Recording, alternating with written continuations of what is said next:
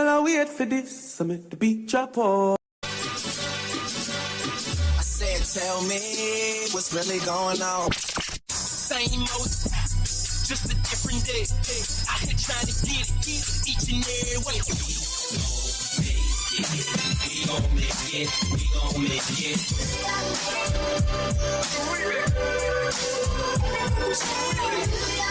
It's your boy. And if you don't know, now you know. Flash, light. I know you type, I know you Kanye. Quick to black out. You be leaving when it's drama. Quick to black out. Put your game, talk your shit, grab your back, call your flex. Put your game, talk your shit, grab your back.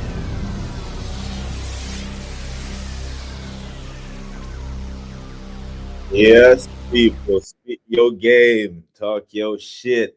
New York Knicks, all up in it. We in there like swimwear.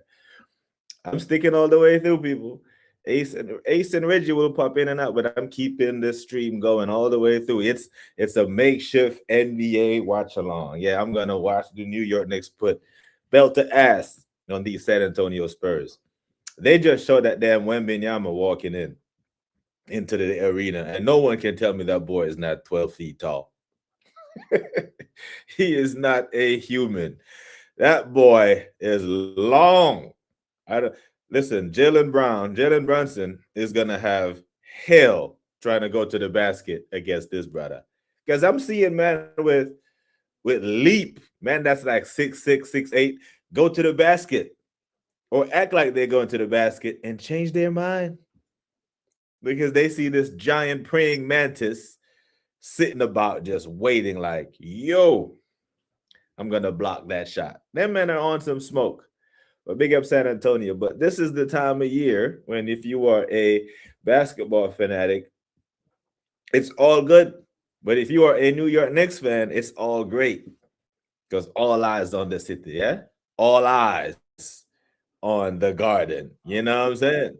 And it ain't no joke. I'm thinking we gonna win this thing. You know, it was all fun and games. It was all shits and giggles until somebody giggles and shits. We're gonna shit all over the Spurs. You know what I'm saying? But Ace the Realtor, what you telling me? You do you believe in these New York Knicks, brother? Hey, come on now. With the Knickerbockers, baby. We here. Let's go Knickerbockers. Listen, man. Let me tell you something. Hot take. Hot take from what I appreciate. I'll let you know what I appreciate the most right now. We finally got our chance. And when I say our, no, hear me out. Let me complete my statement now. Okay, we finally got our chance. And when I say our chance, I mean we finally got our chance as a culture to get it reversed. Meaning Mark Jackson put that work in with Golden State. Right? But Steve Kerr got the credit. So shout out to Tom Thibodeau, baby. Let's go Mike Brown. Let's go Mike Brown. Listen, I hear it. I hear it. Big up to Mark Jackson, right? Did Mark Jackson draft Draymond? Was that him? Yeah. Did he draft Clay as well? Yeah, well, he for sure drafted Clay and Steph. I think Draymond was in his second year when he got his start, which means it was the first year with Steve Kerr. Because Steph was the 09 draft and Blake Griffin was number 1. Steph came first, then Clay, then Dre. Okay. Yeah, so that's I don't know. That might be an uncomfortable conversation for Warriors fans if they want to have it.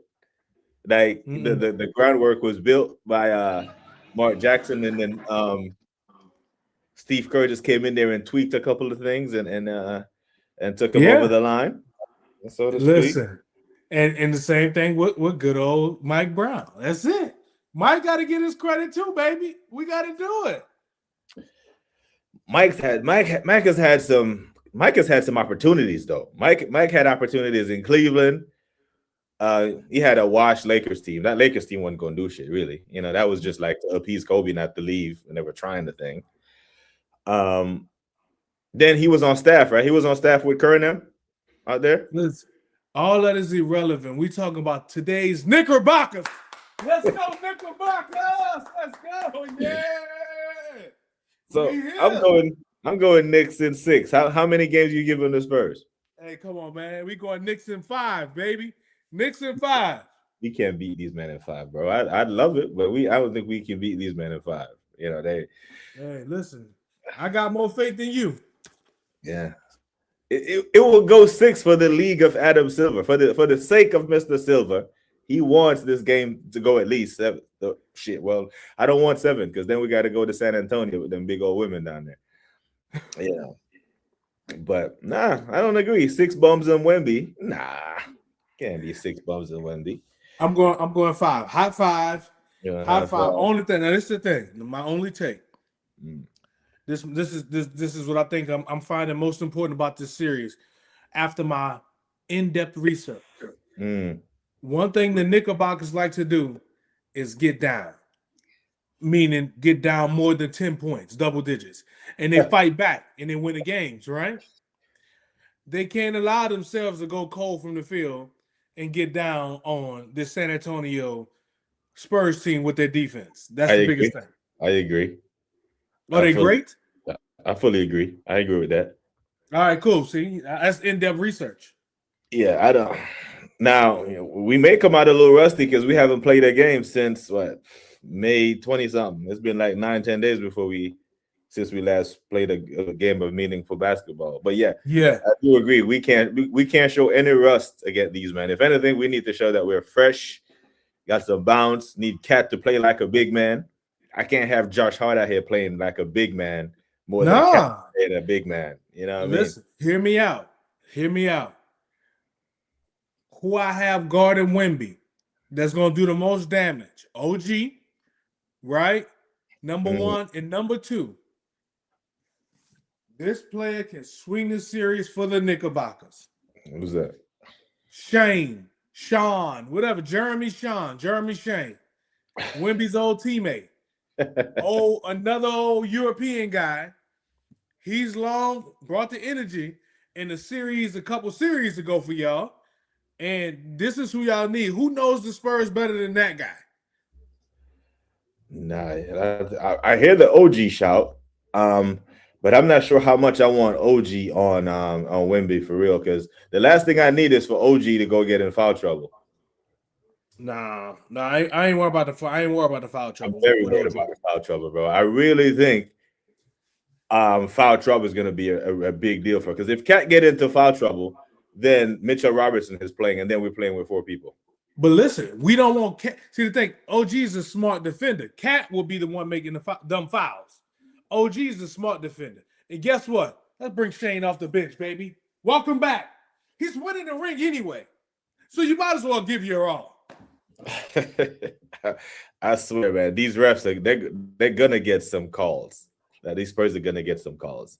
And I can't. I need OG on the floor. If OG has a good series, I think we win it in 5. I got him in 5. Yeah, but listen, OG, Shane, Landry, Shamet, I'm talking about, curly top.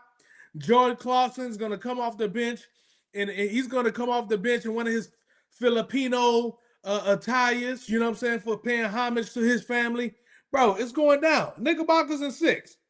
They think this is going to be the precursor to the Jay-Z concert. Trust me when I tell you that. You going to that? No, I ain't going. But I'm just letting you know what's happening. Hey, I heard Usher and what's the name putting on 2 shows in your backyard, not 1. That's them. But I'm saying the tickets going like that because most cities get 1 stop. What's going on in Charlotte where the chicks they feel like they need 2 shows? I don't know. But J. Cole got. I don't know. It's gonna be crazy because J. Cole got 2 shows the weekend before. So it's gonna be a crazy month of July. You know what I mean? Yeah, but J. Cole is from North Carolina, so he gets different levels of respect. These 2 are just here to ruin marriages. You know what I'm saying? Yeah. Them 2 are just gonna try to call wives and girlfriends on stage and do fuck shit. I just saw that today. 2 shows, back-to-back shows. I ain't gonna tell you who wife going to the concert. I ain't gonna tell you who wife going to the concert. I'll tell you who wife ain't going to that motherfucker. I don't mind. Listen, the good Dre was a she out there. second round pick in 2012. Okay. So yeah, Dre was definitely the last piece to the puzzle. Yeah. Yeah, big up to Mark Jack, number 35 to be exact. So he was one of the Manu Ginobili picks, second round, chip on their shoulder type guys. Crazy, like all conference, Big Ten, player of the year. You feel me? He didn't have the good high school career like Austin Rivers, but his college career was dope. Yeah. Yeah, I hear it. Yeah, man. Steve, I think this is what's got Mark Jackson blackballed from a lot of NBA jobs. That he's a righteous man. NBA ain't trying to alienate their sponsorship partners with that shit. You know what I mean? My eye test from these playoffs telling me it's Spurs in 4. Get your eyes checked, buddy. Get your eyes. Hey, we're not America's good. Best. America's Best is open right now, depending on, regardless of where you at in America. America's Best is open right now. They close at 9. He's coming from Slovenia, so it's early. Oh, Slovenia. Oh, okay. They mean I have America's Best there. This is Luca's agent. It's Luca's agent. But now Spurs can't win this title, bro. Because if Spurs win this title, the rest of the league is gonna have to do some collusion shit. You're gonna see Giannis going to what you think of that shot anyway? Giannis going to OKC. I'm hearing that float around in spaces a lot because of the poor performance from Chet Holmgren. They say Giannis is the new KD in the sense of every offseason they got him on somebody else's roster. Every year, bro. Number one, OKC can't do it because of the apron. I don't think they can do it because of the apron and Giannis' contract. On top of that, they don't have enough slots on their bench for Giannis, Thanasis, Crashes, and Putty-asses. You know what I'm saying? They don't have four bench slots, bro. You know what I mean? So it ain't enough room. There's not enough room. Nah, but they have enough picks though. They have a boatload of picks. I think they have like 3 first round picks in the next. But the second apron won't allow it. The money they just gave Jalen Williams and the money that Shea is already getting, I don't think it will allow for that third type, top tier money. It allow it, but it would give them a stiff luxury tax. So right now they're at $208 million.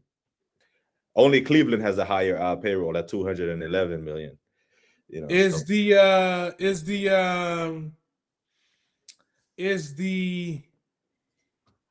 there a hard cap? Like, is the luxury tax allowed anymore? I don't think. Is allowed?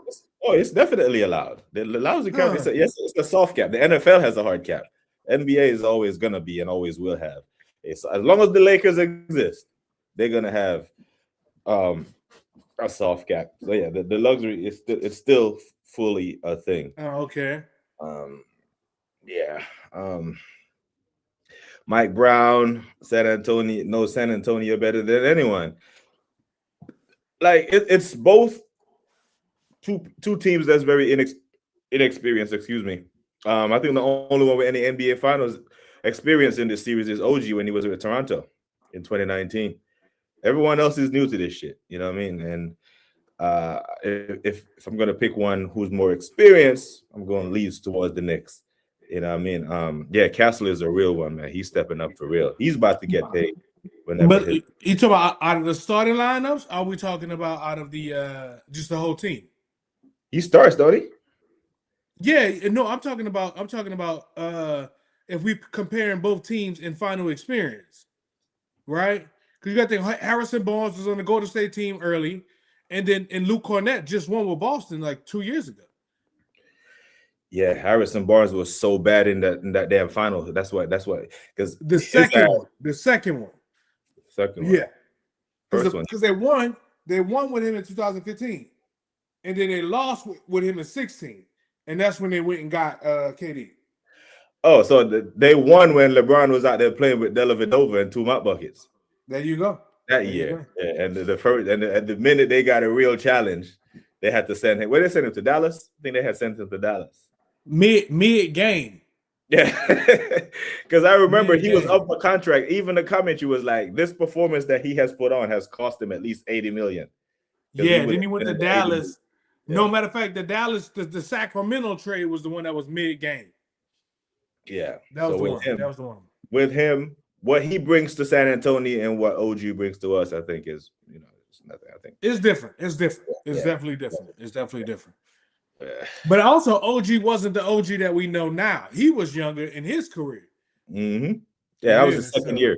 That was his second year. That was year 2. He did play, didn't play a big part like Siakam and Van Vliet, and who else was up there? Kawhi and Lowry.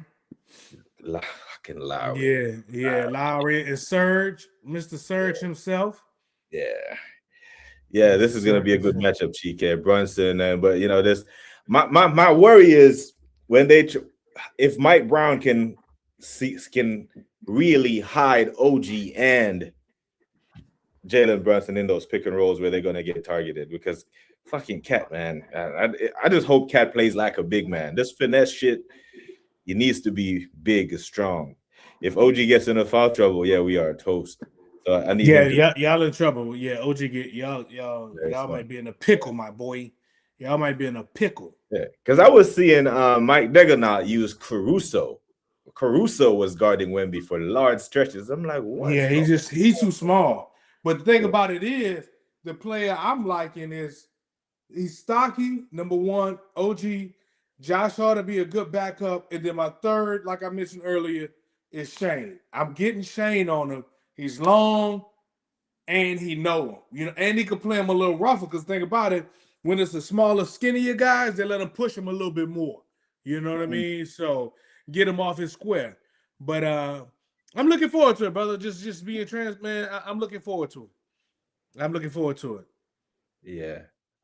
I'm gonna need man like Jordan Clarkson to show me something this series. I know Mitchell is gonna give me what Mitchell is gonna give me in the time that he comes on. He's gonna get some good shots. But man, I don't know, man. I just think Wemby is a massive problem. I've seen that dude make so many people change their minds mid shot. I don't want to. I don't want to see a whole lot of that. I want to take the damn shot. Right. Y'all gonna have to be on. Y'all have to be on deck. Y'all have to have the ducks in a row, bro. Yeah. I need Spike heartbroken again with his fake Arsenal support itself. Nah, but that's gonna be the. So I think that my two players. I'm just saying, Shane. Quote me early.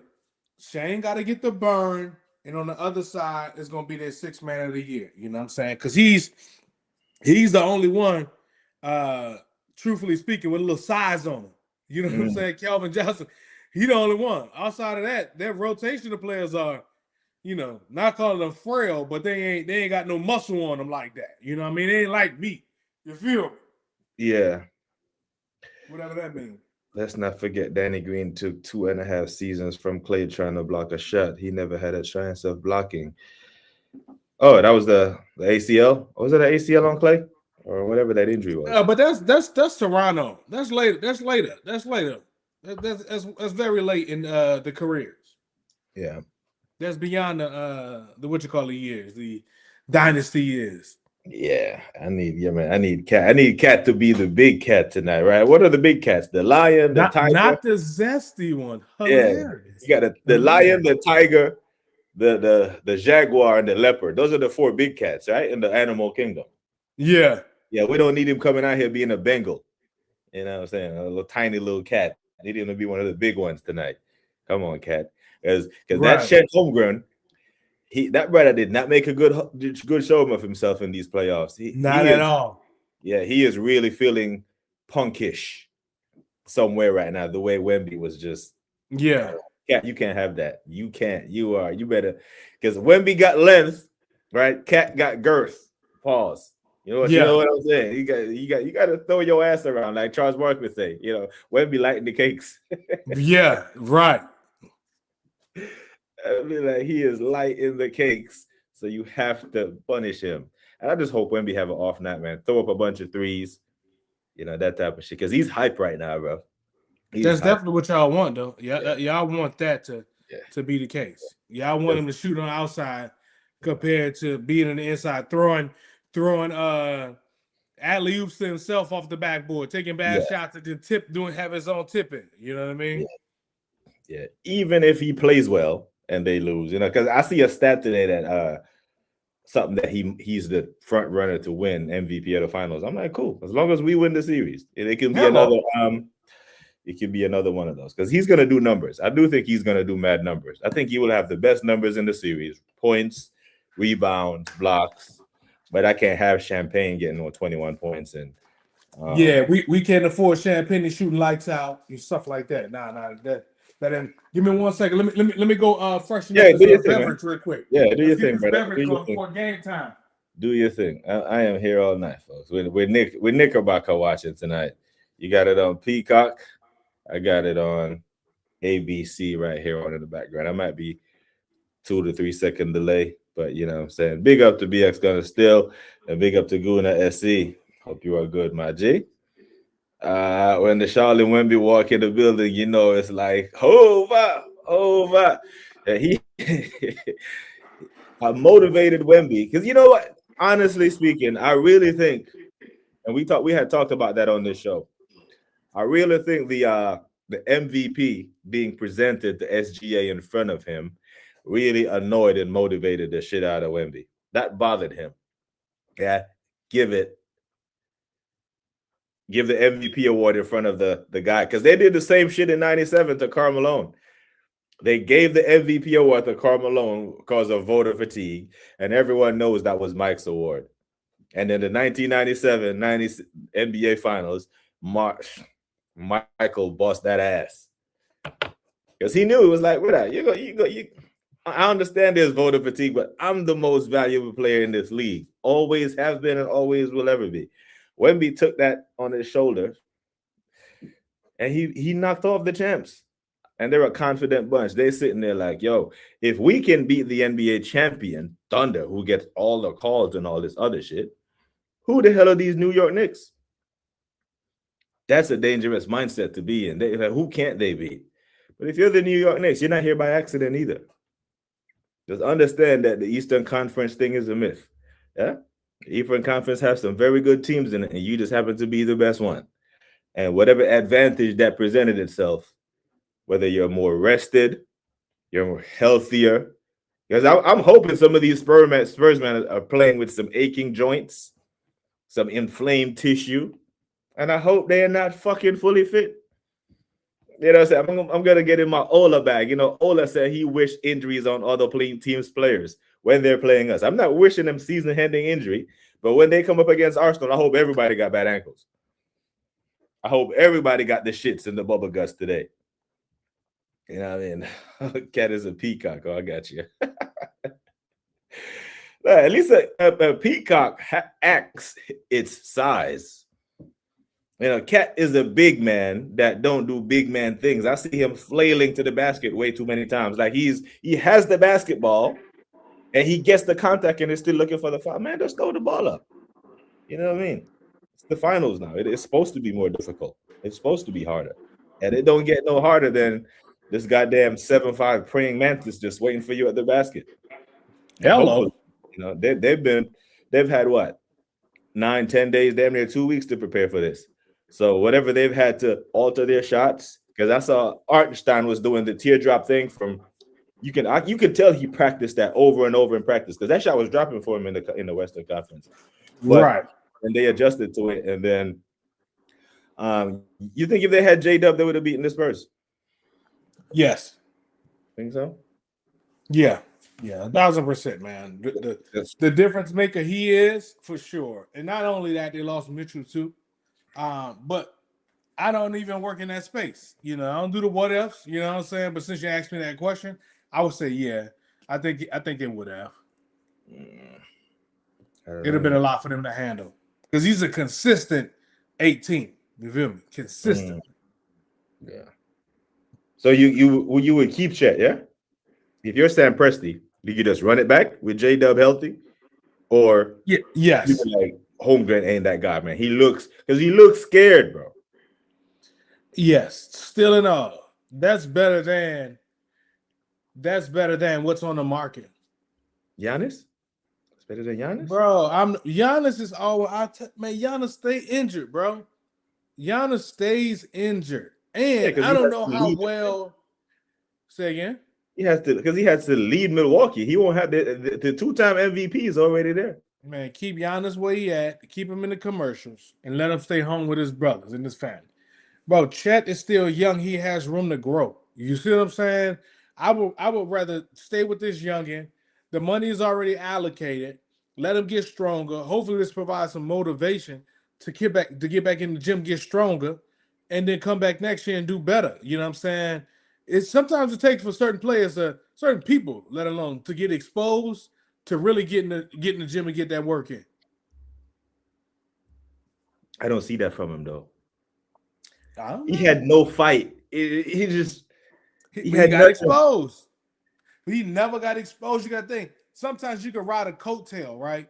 A lot of players ride the coattails of those great players, like the Shades of the world, right? And until you get exposed for not producing anything, and now they looking like, why are you here? You know what I mean?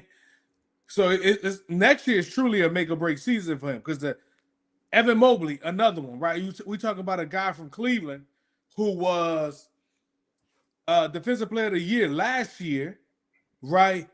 Didn't get one vote this year. You see what I'm saying? Like how you go from that to not even in the conversation at all. Because Wemby got all the votes.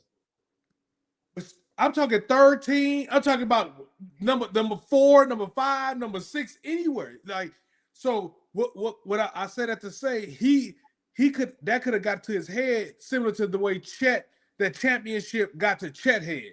Like that's potentially what happened, from my vantage point. And now you get exposed, and once you're exposed, that's your ass, Mr. Postman. I don't know, man. This Chet looked like a broken man. He looked like he was broken. Like he knows that Wemby is that guy, and he has nothing. He scored 4 points in a game 7. Not debating none of that. I am not debating none of that. But I tell you, if he come back next year, and you put up 12. Your 4 points, you put up 12. That's the difference of tying the game. You know what I'm saying? Like, we don't need you to be Shea. We need you to be literally a third option, bro. If you score 4 points because you're 1 of 12 with 2 free throws or something like that, I can hear it. But he wasn't even attempting shots, bro. He was scared. I know. And see, this is the pluses, right? The pluses of Chris Bosh as the third option in Miami was that he was the number 1 option in Toronto for many years. Mm-hmm. Right. When we talk about the guys that joined the team, and that's the third option right now, when they even let you see, say, Mikal Bridges for your Knicks. Mm-hmm. When he was in Brooklyn, he can turn it on and put up 35. So him as a third option for your Knicks is much better but he got exposure to be that number 1. You feel me? So Chet never had that opportunity to literally be a number 1. So he's learning. Plus, he didn't even know how to be a number 2 because when they started ascending, Jalen Williams started ascending as well. Mm-hmm. So he can have his spot dates, his spot moments where he come out, he show how he do his thing, right? But for the most part, he's just a number 3 option. And I'll take that as a number 3 option. And now you can't fly under the radar no more. If I'm Sam Presti, I'm taking a chance. I'm doing it. I'm pulling the trigger. I'm trading him and 3 of those players to make room for Thanasis and the other Yanasis. Yeah. Nah, man. And I'm running. Doing... If I have Giannis at 7 feet, athletic as he is, Wemby problems. Then you got Hartenstein for the offensive rebounds. Then you have J-Dub and the other guy. You have Dort and all these other men. I think you give yourself a better chance. But if you just run it back with a scared Chet, because Wemby's gonna get better. I think Wemby is gonna get better at a faster rate than Chet is gonna get better. So if Wemby is getting better at a 3-fold, Chet is a 1-fold when they're already busting your ass 2 years in. Then I think over the next 4 or 5 years is going to be a Western Finals collision between these two, and it's only going to end one way because Wemby is going to take off. next year, especially when that jump shot gets more KD like. Yeah, but him, Wemby's the number one option. You know what I'm saying? So you're right. You're 1,000% right. I'm not saying you're wrong, bro, in any way, shape, or form. I'm not saying you're wrong, but I wouldn't do a knee-jerk reaction in the sense of y'all have been ascending. Y'all meaning OKC, they've been ascending, right? Each year. Number like 3 conference finals in a row. 3 conference finals in a row, 1 NBA finals, 1 NBA championship. Bro, what are we doing? Like, why would I bust this up? Like, this is my core. Nah, I'm keeping them, bro. Respect it. I think Giannis is a better basketball player than Shet. That's simple. It's not even a slight on Shet, right? Yeah. It's gonna be. I think this guy's a better basketball player, and he gives us a better chance of winning 2 out of the next 3 NBA titles. And I'll roll, because the thing is, Shet is young enough that you can get his ass back in case it don't work. You can get him back in another year or 2, 2 years, 3 years when he fully develops, when he learns how to be a number 1. You know what I'm saying? I don't know what he does. I don't know what he does. I don't know what Giannis does in their offense. And attacks the way attacks the rim with vigor and brother, he is 25 points. He's giving you 25. Easy. I can dig. Shit ain't giving you 25. And you're adding an NBA champion. It's not like it's just a big guy. Yeah, but I think what does that do? What does that do to their system though? The way forces SGA to be a point guard. Right. That changes a lot. That would change up the whole OKC mantra. Yeah. Because right now, a different game. How many superstars are in OKC on their roster? 1. Right. You add Giannis, you got 2. You know? Sam Presti, go ahead and do it. All right, go for it, man. I know your OKC ties mean something to you. You know what I mean? But I'll hold what I got. BX gonna say I respect what Brunson has done for the Knicks, but he's terrible to watch. Brunson, terrible to watch, really? Mr. Clutch. Yeah, I don't agree with that one. You BX Gunner, you on your own. You on your own with that one. I think Jay, Brunson is my guy. Big up to Suge. Say big up to Ace. Suge, what up? I'm sitting here in the ICU with 2 post-surgery. Oh shit, Suge. Be careful now. Don't watch this game if you got tubes coming at you, man. They might get your pressure up. He said San Antonio in 7. We could still be mates. No hard feelings. You like who you like. You know what I mean? Yeah. Over the next couple of weeks, dude, me and you are gonna have issues, but you're still broski. And thank you for the super chat, man. You're far too kind. Big up Suge every time. But yeah, Shet was playing scared. 100. Was scared, and that's the thing. No doubt. Once you find out that boy got some hoe in him, you're gonna exploit it. Oh yeah. Ja and Giannis the biggest targets this summer. I know Giannis for sure. What team needs a point? Like a true point that may. What team is a point away from contending that could use Ja? Anyone comes to mind? I don't know. I don't see contender in Ja Morant. Clippers? No, they got Darius Garland. That ain't working. I mean, they only had a half a season with him, and they fate changed once he got traded.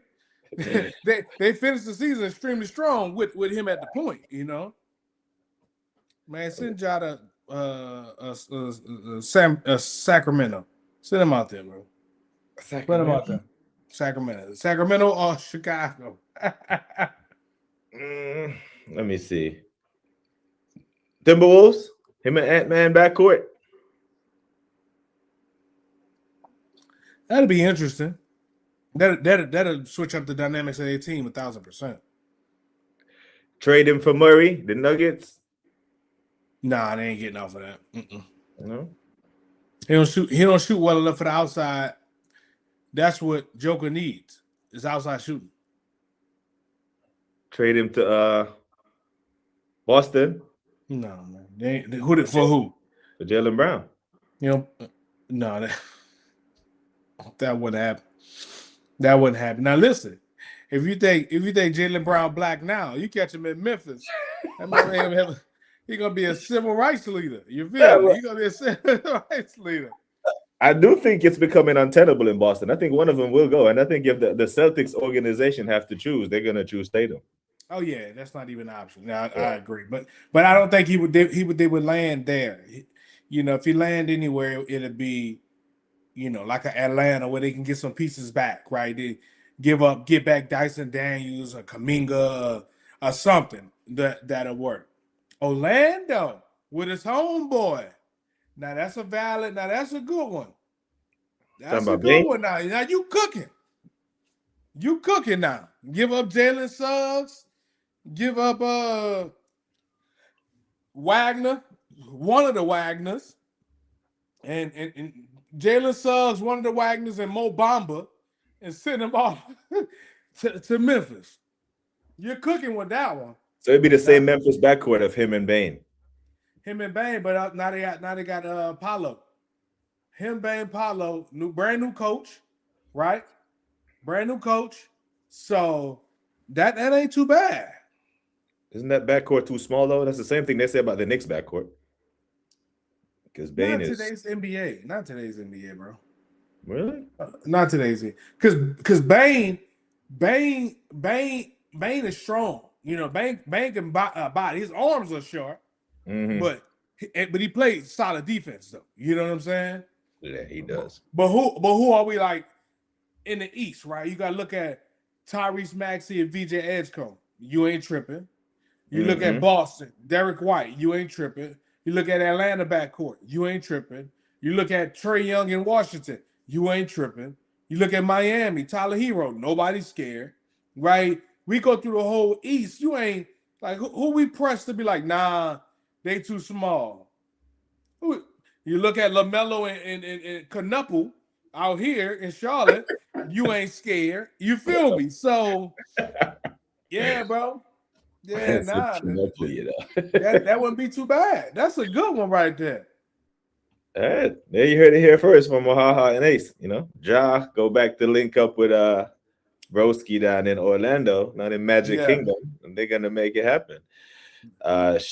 Game 7 looked like a fish. He just deer in the headlight looks, man. He looks he's just worse than Wemby. And the Wemby is gonna get way better, way faster. You know, and maybe he needs to take his ass to where did Wemby go in this offseason? Was it China or Japan somewhere? With the monks? Yeah, maybe Chet needs to go hang out with the monks or something. You know, but yeah, man, he was not a good series for him at all. Man, big up to Suge, man. Speedy recovery. That's Spurgeon for it. Ain't gonna happen, man. We ain't getting swept. Matter of fact, even if we don't win tonight, I'm still saying Knicks in 6. I'm not bothered, man. I think we win this. Knicks in 5, man. Knicks in 5. You know what I'm saying? I put that on Walt Frazier, bro. If Giannis heads to the Lakers, Luka and Giannis would be special. I don't think Giannis goes to the Lakers while LeBron there. If Giannis goes to the Lakers, I mean LeBron leaving, because then LeBron would be option number 4. And I heard him in interviews complaining about being a third option. And LeBron is so slick with it. He complained about it without really complaining about it. Yeah. You know, never in my life have I ever been a third option. That motherfucker, and he repeated that 3 or 4 times while looking in the camera. But Luka's a better basketball player than you. And actually get up and down the court. So him being a 4th option, I don't see it happening. Big up to Catholic Cast, Knicks in 6. That's my favorite phrase, baby. John need to go somewhere they ain't no Big Bang culture. The YNs running around. Send him to Utah. Utah, or up in Milwaukee. I mean, do they get busy in Milwaukee? They get busy out there. You remember Cuckoo Cal? Yeah. That was his projects out there. You know what I'm saying? Yeah, man. Yeah, BX got the Aces in Charlotte. So if you're looking for a home, tap in. Oh, tap in with me. Yes, sir. Yeah. Hit me on all the socials at Ace the Realtor. Everywhere. TikTok, Instagram, Facebook, all of the above. Tap in with me, man. We catch a game. We're going to catch a game together. Yeah. Matter of fact, is be as good as a big soccer fan, man. So I don't know if he goes to that. I know they got a team out there, the Charlotte. I don't know what they call them, the MLS They team. do. Yeah. You let me know, man. My kids love it, man. I drop a picture. We all had on soccer jerseys today. Represent. Yeah, right before I left for Germany, they had sent me emails to become season ticket holder, but I was leaving, so I didn't. Yeah. Now see, that's the difference. My commitment is not. I'm not that committed. I'm not 26 games a year committed. You know what I'm saying? Yeah, but that's the thing is that you have to buy the season tickets, because when I lived in OKC before the Thunder were good, I had the season ticket, and when they became good, those fuckers became valuable, man. Yeah, they became valuable as fuck. Wemby definitely won the. Yep, he busted his ASS, man. Yeah, he did the damn thing. LeBron can go to the Wizards. LeBron and AD get together again. Okay. I don't think AD want to be nowhere near LeBron again. Because that man know LeBron got him traded. He know LeBron got him traded. Because if LeBron was like, nope, Lakers ain't doing that. Fuck LeBron. He can leave and go home to Cleveland. Listen, Suge, I'll take him in the Knicks right now. I would take LeBron James as a free agent walk-on right now. Yeah. You know what I mean? I'm not gonna lie. I'm not gonna sit up here and cap, because if we're starting Jalen and we're starting Josh Hart in the backcourt, my front court is OG, Cat, and LeBron. I think we can fuck anybody up on a given night. You know what I'm saying? That ain't bad. Yeah. So who you giving up, Mikal? No, I ain't giving up no one. He's a free agent. He's an unrestricted free agent. Money wise, though, Mike Nolan will play that luxury tax like it's nothing. Mike Dolan. Okay, yeah, gotcha. That guy. He is. Yeah, okay. Kind of money that guy making. And listen, like LeBron at 42 years old, he can't come in and talk about I want no 46 million a year. Right. I mean, he could. You know, he gonna get it. Yeah, give him the veteran minimum. That's what we gonna offer. And you might be sad, because I did see Savannah at the Met Gala, so she probably was looking at houses. You know what I'm saying? I'm here for it. I'll take it. Yeah. Matter of fact, we'll create a roster spot for Bronny for you. You know what I'm saying? Just like the Lakers are gonna make 2 roster spots for Thanasis and the other Nasis. We can make an extra spot for 1,000%, and get more out the deal than them other do jokes. Question for you: under over turnovers from Castle tonight? Under under whatever. 5. 5. Okay. 5. Okay, because Fox is back. Back. I wonder how fit is he. Well, he starts. So I'm saying 5, and Castle won't have the ball as much. Yeah, I think 5. Yeah, I'm giving 6+. 6+. Yeah. Not the danger, man. As long as we just keep this damn praying mantis to we contain him. Yeah.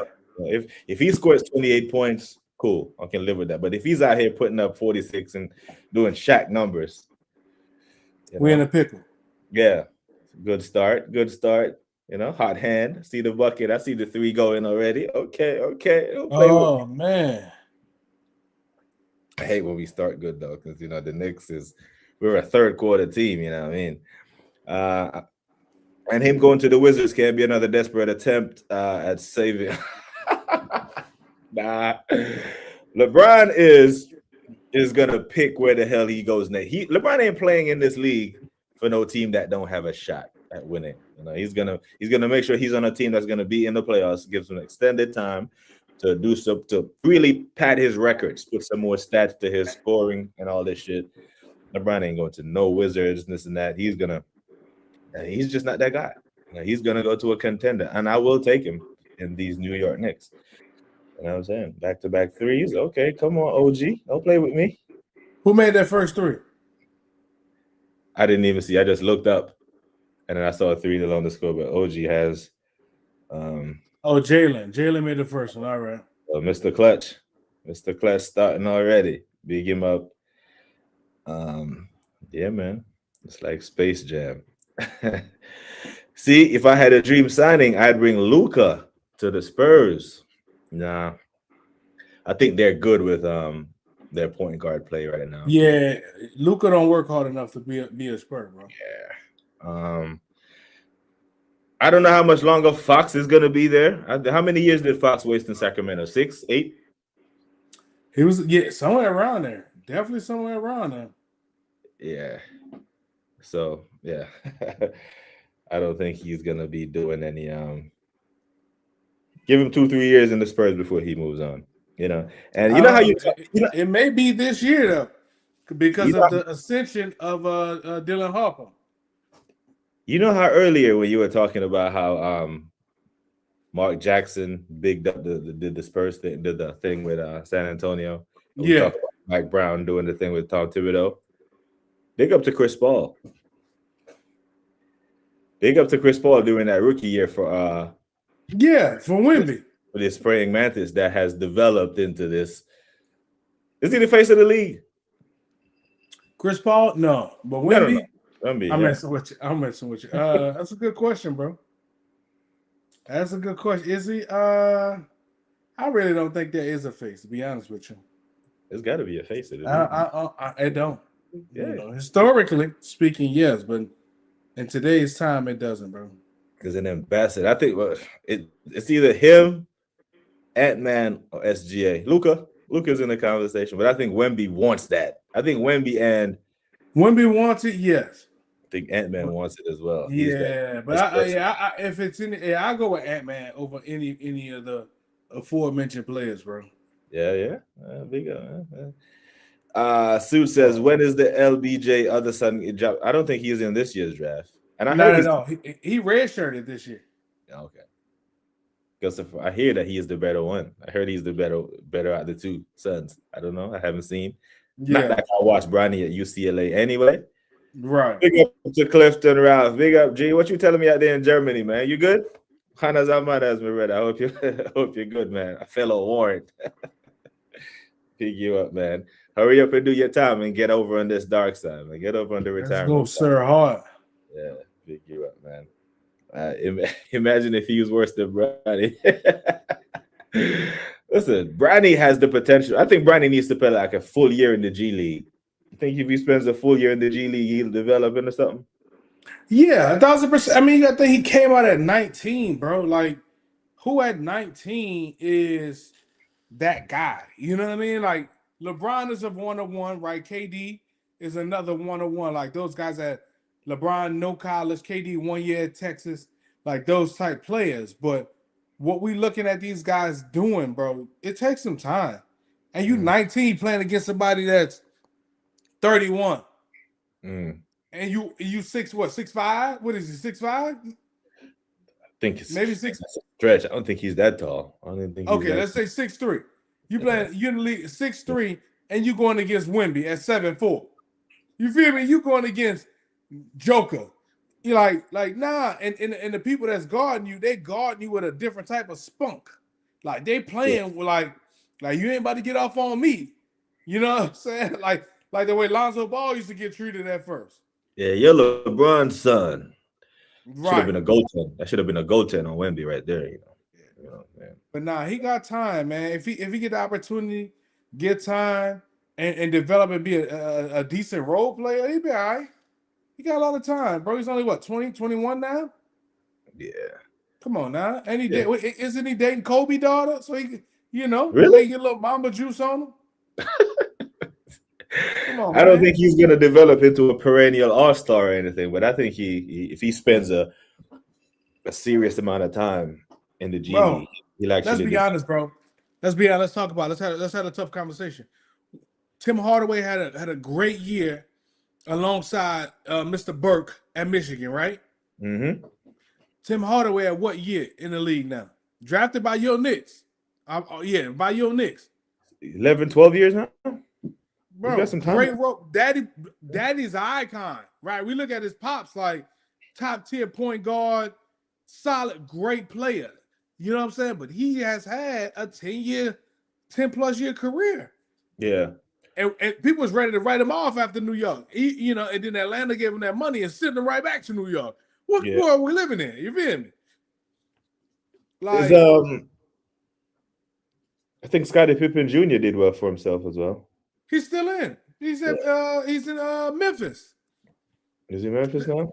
The Christie boys, right? Both, I think 2 of Doug Christie's sons are in the league. Okay. Yeah. You know And what I'm saying? even Austin Rivers, even though he didn't play long, while he played, he wasn't terrible. Bro, 11 years? Yeah, he wasn't terrible. Not long. See, 11 years. He got 11 years in the league. You're talking about Hardaway, right? I'm talking about Austin Rivers. Oh, he spent 11. 11 years. I think he spent more like 8 or 9, but 11. That's a solid NBA career. That's a great. 11, Not everybody see that. You know what I'm saying? Yeah. And the thing about it is, he was drafted by my Hornets. You know what I'm saying? Yeah. You know, so we talking about, but he came out after 1 year, bro. So he came out in 2012, like after 1 year of college. So, bro, he didn't have a time. You know what I'm saying? You came, but your expectation is different. Like if you're a lottery draft pick, your expectations are different. Period. Yeah. That's true. Because the thing is, if he had an 11-year NBA career, he had a better NBA career than Jabari Parker, who was highly touted. Like he got drafted. Yes. High. You know what I mean? I think he's in China or something now. I mean, and they both went to Duke, right? Yeah, but let's be honest, Jabari, I want to say, you correct me if I'm wrong, but I think Jabari was the first one and done at Duke. Kyrie was one and done. Jabari came before Kyrie. What did he? Come on, man. It's me. That's why we're here. Nah, man. Kyrie was what? 2011? Right after LeBron went to Miami. LeBron went to Miami in 2010. Then the Cavaliers tanked. And then they got Kyrie. Jabari came in the league in 2014. What's his name? Jabari, what was his name? Parker. Jabari Parker. He did the Duke thing, but I think Kyrie, because Kyrie only played like 9 games for Duke, bro. Even though he was the one that he barely played any game, but everyone saw the talent. But Jabari Parker was supposed to be it. He was him, OJ Mayo, Michael Kidd Gilchrist, all these guys, Nerling Noel, all guys who got drafted high and had high ceilings, and it just never happened. So Jabari, you're right. But yeah, Jabari got injured a lot too. You know what I'm saying? He got injured. And you know, when he's in Milwaukee and stuff like that, and then the league isn't, you know, the expectations too. You know what I mean? So, but yeah, bro, Jabari was cold. Yeah, I don't know what. He could put that ball in the basket. Couldn't play no defense though. Yeah, that boy went to Simeon. I'm just looking at his profile. I didn't even know he went to Simeon in Chicago. Normally, you go to Simeon and then Duke, you got something about you. That's a lot of hype. Derrick Rose, that's the Derrick Rose path. Yeah. Now for you to be from Chicago and go to Simeon, you have to be about something. Hey, one turnover for Castle already. You know, so we're early on. So did you put a bet on that? No, I ain't betting at all. I ain't bet all season, bro. Yeah, we need to the way he played. Listen, he played. Go on. I would say he played like a young player. You know what I'm saying? We need to get these Spurs on the back foot, man. If we can steal both games in San Antonio, bro. Oh shit. Yeah, come on now. I'm telling you. Once we get these men facing elimination, because the Knicks have played 3 elimination games. Will say it again? Did you play something? No, what did you say about the Knicks in the elimination games? I'm getting it. Can you hear me? TV. I'm gonna go in and come out. I'm hearing your TV. Huh? I'm hearing your TV. I'm on TV. I'm gonna leave and come back.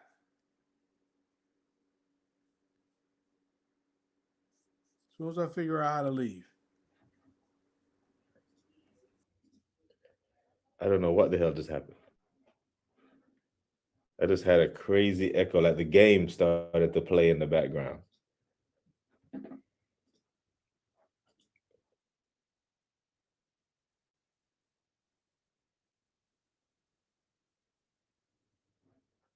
Okay. I know where that came from. I know where that shit came from just now. That was painful. Goddamn technology sometimes is tricky, you know.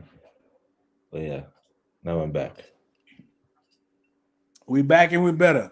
We back and we better. Just got to get my scoreboard up because my TV is slightly delayed. Yeah, Suge, don't do that. I'll just tell you the score. You know, it'll be Knicks up. When you wake up, and it's just going to be Knicks lead the series 1-0. That's just what we're going to roll with. Yeah? I don't think you got anything for us tonight. Has to be Knicks winning tonight.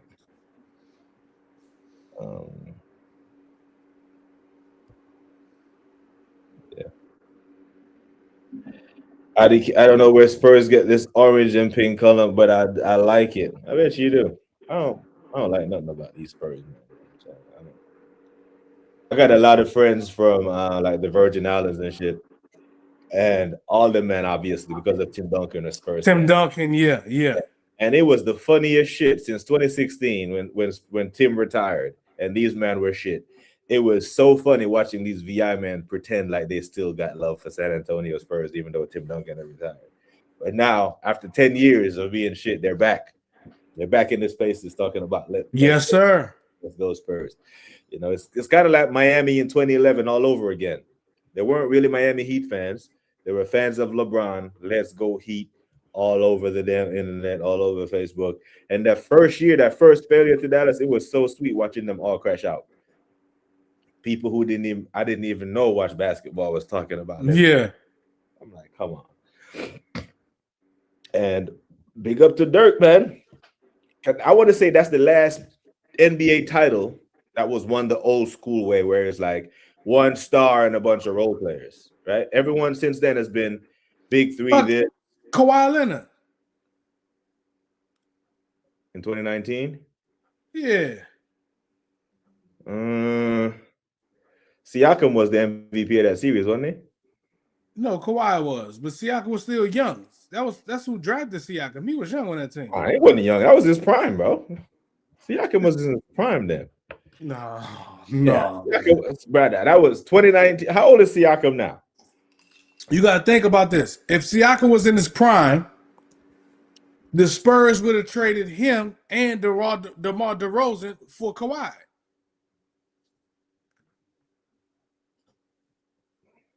And also, we really don't know how old Siakam is because of his prime. Nah, we don't know. You know what I'm saying? We got to be honest. So officially or unofficially, Siakam is 32 now. 32. Yeah, so in 2019, 7 years ago, he was 25. That's your prime. He's not in his prime now at 30-something. That varies. So he was in his prime. And so, okay, let me put it like this. Siakam to that 2019 Raptors team was more valuable to them than a Jason Terry was to Dallas, or to Jason Kidd was 36 at the time playing point, right? The backcourt for that Dallas team that beat LeBron was JJ Barea and Jason Kidd. You know what I mean? The 2019 backcourt was Kyle Lowry, who was a possible Hall of Famer. I don't know what your thoughts are on that. And Van Vliet was backing him up. I think that's way better. No, it was Kyle Lowry and Danny Green was the starters, right?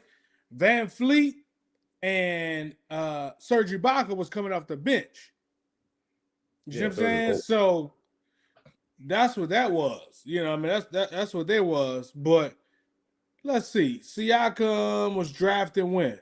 You know what I'm saying? Let's look at the he was drafted, bro. He was drafted when they won the title. When they won in 18 or won in 19? They won in 19. 19. Mm-hmm. That was his third year. He wasn't in his prime, bro. He was still young. If he's 32 now, which young in NBA, young in, you got to think about it when they started playing that. Yeah, but Wemby is what? Wemby's in his third year. 22. He's about to be in the final. But two different roles, though. Two different roles. Yeah. And also, you got to think about this. it's easier to play his role when you have Kawhi. So that's we talking about 7 years later, right? For 2019. Mm. In 2019, right? On paper, he would have been 25. But the people really think he was 21. And I'm looking at his career highlights. Bro was in the NBA most improved player in 2019, the year they won the title. So he was damn near all-star. There was no other all-star on that Dallas team. No, but I'm saying is it's great. It's your time to improve when you got Kawhi. Mm. You see what I'm saying? The attention is not on you. If you're not getting better with a certified star next to you, what are we doing? The sixth Keldon Johnson is the sixth man of the year because Wemby's on that team. Mm. You see what I'm saying? Damn, our attack is getting stinky here, getting stagnant here. They done fucking went up 5 on us. Nah, Landry gonna make it happen, buddy. Come on. Good. Need to stay in this game, man. Need to take the sting out of it. We need to bend and don't break. Just missing a couple of these shots. And they're just throwing up shit now. Damn. Fucking hell, man. Nah, don't trip. Don't worry. Don't overthink it. It's still early. Nesterovic and Udrich were the first Slovenians to win a ring with the San Antonio Spurs. That's when the early days of the influx of the Europeans. Come on, man. We can't be going down. That's a little bit of rust showing. Cat out the game. What's going on, man? We gonna fight through it as long as they ain't down double digits. Oh, that's the blow them out in the third quarter. I want to get these men because the elimination game is our thing. Like we've played three elimination games this year, won them by 51, 37, 31. You know, it's been. Oh, you mean not eliminate with closeout games? Yeah. Got it. We ain't faced elimination yet, bro. Atlanta was the last team to beat us in like. I don't know. 2 months ago. That was a minute ago. Yeah, that was a hot minute ago. We don't know what the L feels like. You know? Hello. Yeah, hopefully it ain't gonna start tonight. I think we win. Only L's they're taking in New York is the train, or that gas, or that yeah. Man, I was sitting here reading Jabari Parker's profile, man. After Milwaukee, it just went downhill from him, man. Yeah, man. A lot of health issues. Then with the Chicago after, right? Something like that. Yep. Chicago, Wizards, Atlanta, Sacramento. The 4 teams in a row you do not want to go to. At all. Yeah. That's how you that's that what you call it? That's that what you call it package that'll get you right to China. You know what I'm saying? You remember that the white guy that used to play for Utah that had went to Boston? Whatever happened to his career? You know what I'm talking about? Gordon something? Gordon Hayward, injury.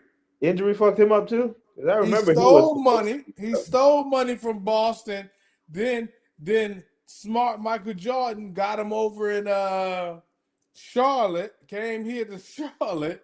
He was just stealing money. Then he finished actually in OKC. He finished out there at OKC. Oh, wow. 36. Oh, wow. Yeah. You know who else was stealing money in the league? You remember Chandler something? Chandler Parsons. Parsons. Sir. He got a big deal. Parsons. Yeah, that motherfucker was stealing money. When contracts was being given out, that guy was got away with highway robbery without a mask.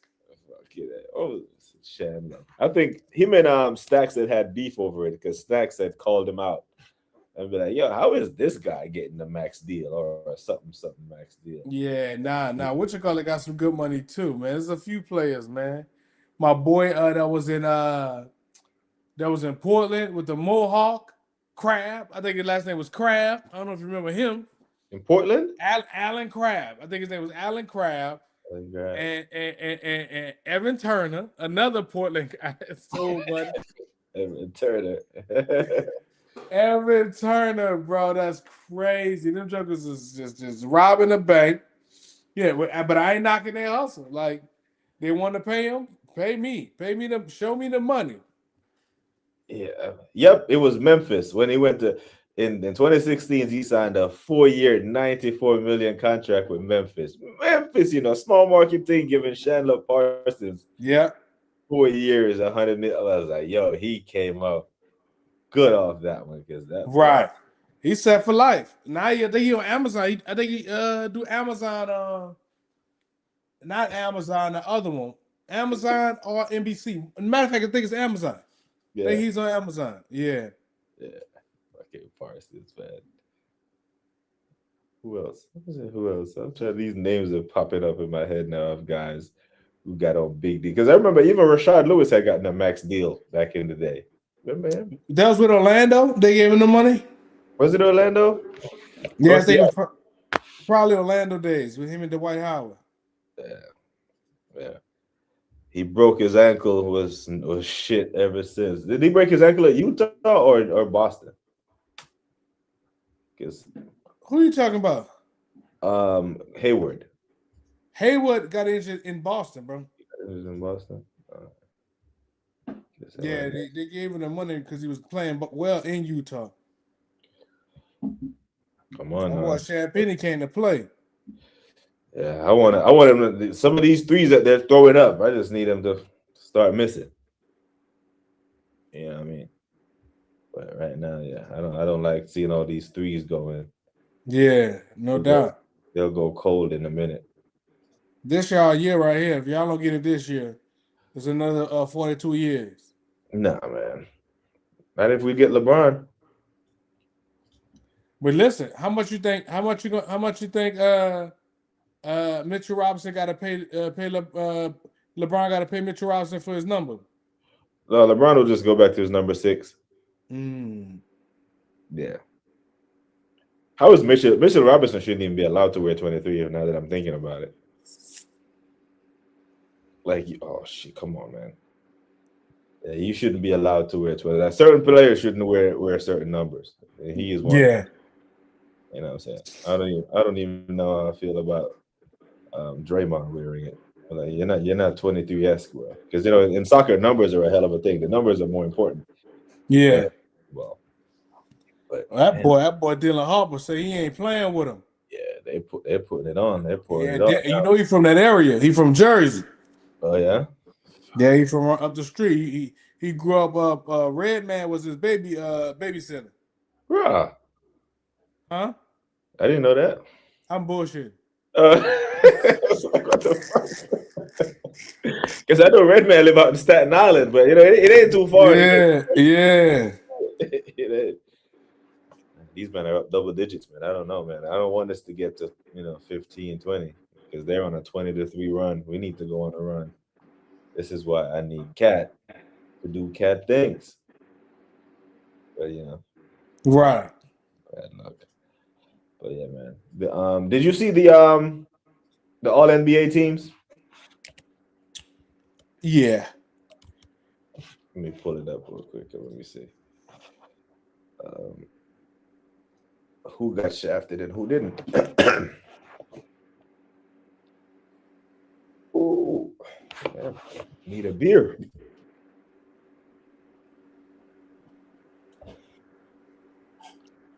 Cat things. He's the best shooting big man in the league, is what he called himself. So he needs to do cat things and start shooting the damn ball. He is though. No debate. All right, All NBA first team.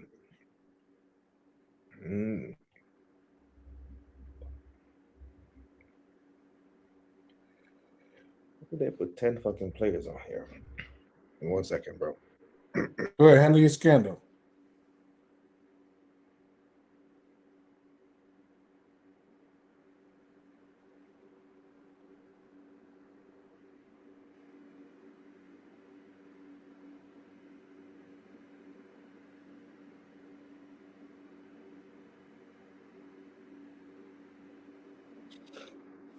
So it was SGA, Luka, Cade, Wemby, and Jokic.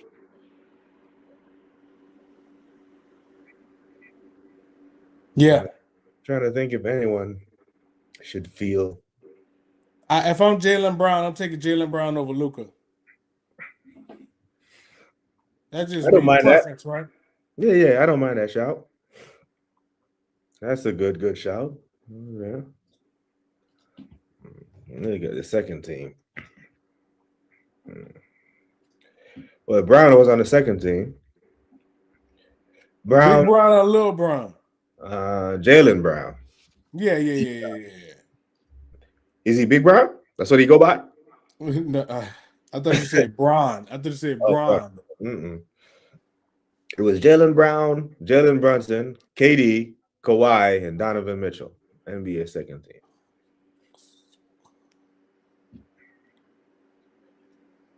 All NBA third team, or the 15 best players in the league.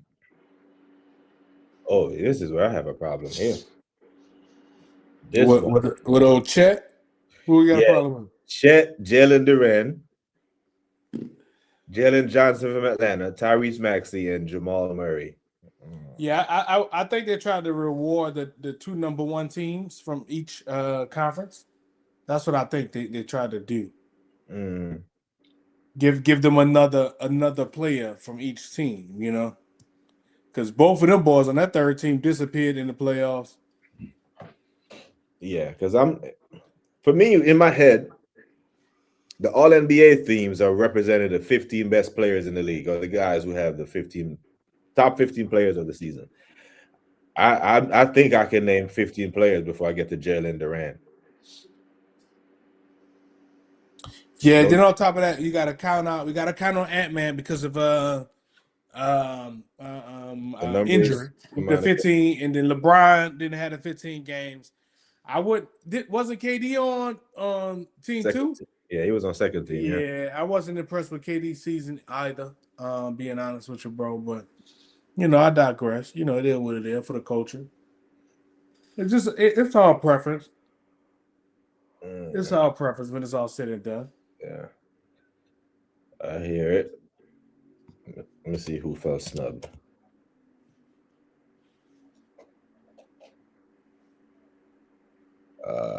Cat, James Harden. Hello. Bye, baby. The names of the notable players missing because of the 65 game rules: LeBron James, Steph Curry, Joel Embiid, Giannis, Jason Tatum, Anthony Davis. Yeah. Can't do that. Can't fucking do that. Now, if you're Mike Brown, right? You're down 8. What are you telling the Knicks right now? In your timeout. Keep cool, get under control. Steal the ball from Castle. That's all I'm saying. Steal the ball from Castle. Fucking Cat, man. Let me see what Cat number is looking like, because his ass needs to step up, man. Hey, bro, we done crossed. No doubt. Yeah, we done crossed over. This ain't.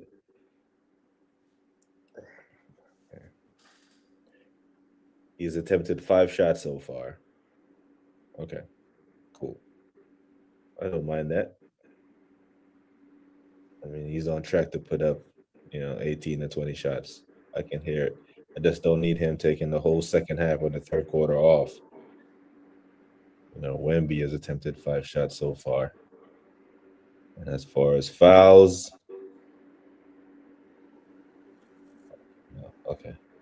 okay, we're looking good on the foul trouble. Only Josh Hart has 2. Yeah, we get it up. I'm telling you, got to make room for Shane. They don't want to hear me though. Nah, man, Landry is too little, man. Landry's just playing deep. I mean, you need to shoot him. Yeah, he's 6'5", though.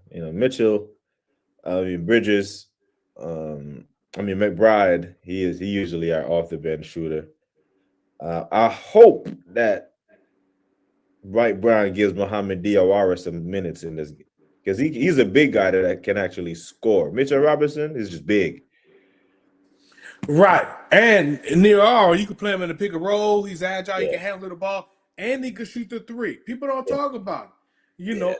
Even though he got a stupid-ass number on his basketball jersey, his buddy can play some ball. Yeah. The couple of times that I see him, I'm like, why doesn't this guy get more minutes? Yeah, Mike Brown. Look at that boy in the background working out. stretching for no reason. No one didn't get in the game. what you got with the issue with the number? He wears 51, don't he? Yeah, that's the problem. I mean, how many? Name 4 players in the league you've ever seen wear the number 51. Maybe when he start getting more minutes, he'll feel justified to change his number. No, I ain't mad. I mean, that's his number. It's his number. Yeah, because like Russ wore number 0. Like, how many guys before Russ were number 0? Like All-Star MVP guys. I don't remember another MVP ever wearing 0. Well, you're right, but you know, I mean, there's Agent 0 before that, right? They had notable players. Gilbert. Yeah, Gilbert, right? But that was one of them. But they had notable players. Maybe not. What number was Tiny Archibald? What number Tiny Archibald was? 10 when he was with some. Let me see who was number. Come on, man. Randy Brown for the Bulls was number 0. Shout out to Randy. Yeah, I know a couple of other guys wore it. Like, shout out to Randy Brown. Come on, man. What we talking about? I don't remember any MVP caliber players. You know, right. Wore. Yeah, Archibald was number 10. Agent 0. He was trying to brand that thing more than anything while he wore that. I don't know why Russ wears it, but yeah. For a big man, number 51. Yeah, it is a weird number still, but yeah. Right. For any person, not even just him. We're talking about. That's why I call it number stupid, respectfully, with the utmost disrespect. Yeah. I mean, Kirilenko wore 47. Yeah, but for his name, where he's from, that made sense. He's from Russia, AK-47. Those things make sense. 47, AR-15. I wonder if fucking what number does Ja wear? Tyrese Maxey and Jason Tatum. Those guys, you know what I'm saying? Yeah, couple guys currently wearing it. That's cool. Jordan Clarkson wear 00. That's how many points he getting tonight, or that's how many minutes. Because I don't even think he gonna. I hope he must. Does he? Oh, what's my man name? What was Andre Black's number? Talking about for the Lakers? No, when Andre Black was with the Wizards. Now he couldn't be number 0. I think he was later in his career. Oh, good move. That was a block. I mean, that was a what they call a goaltend. That definitely was a goaltend. Yeah, bro. He gets away with that shit.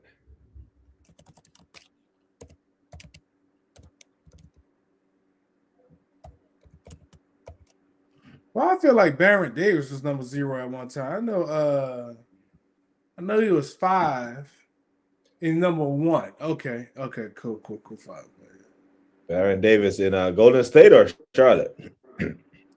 I was thinking of the Clippers for real, but I think he was number 1 one of those times.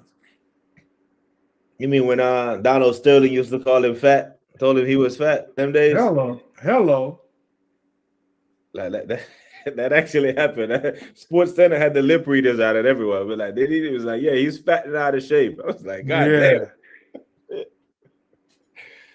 Fat and out of shape for an NBA player. But at that stage in his career, yeah, Baron Davis wasn't in the greatest shape. He was just relying on his skills and his handles around that time. I think Baron Davis is Hall of Fame talent, you know.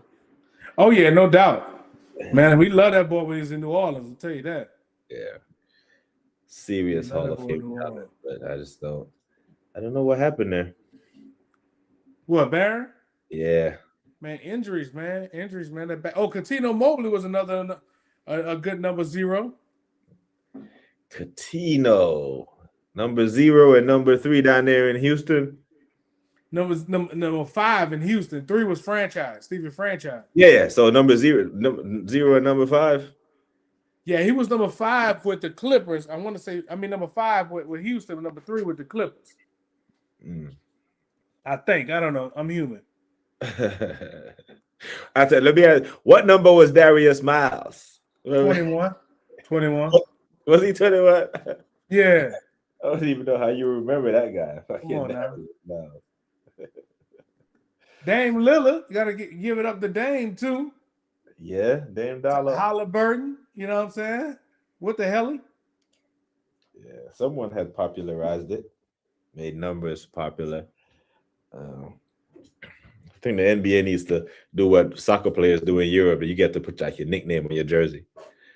You know, Yeah, you remember they was doing that during MLK weekend? Yeah, they need to do that. Because LeBron would, like, you can put your first name, you can put your part of your name. It's just that whatever you register as the beginning of the season, you have to go through the entire season.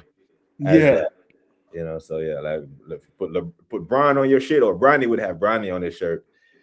I think that would sell. Motherfuckers would buy the shit out of them. Right, as many colorways as they have nowadays. Yeah.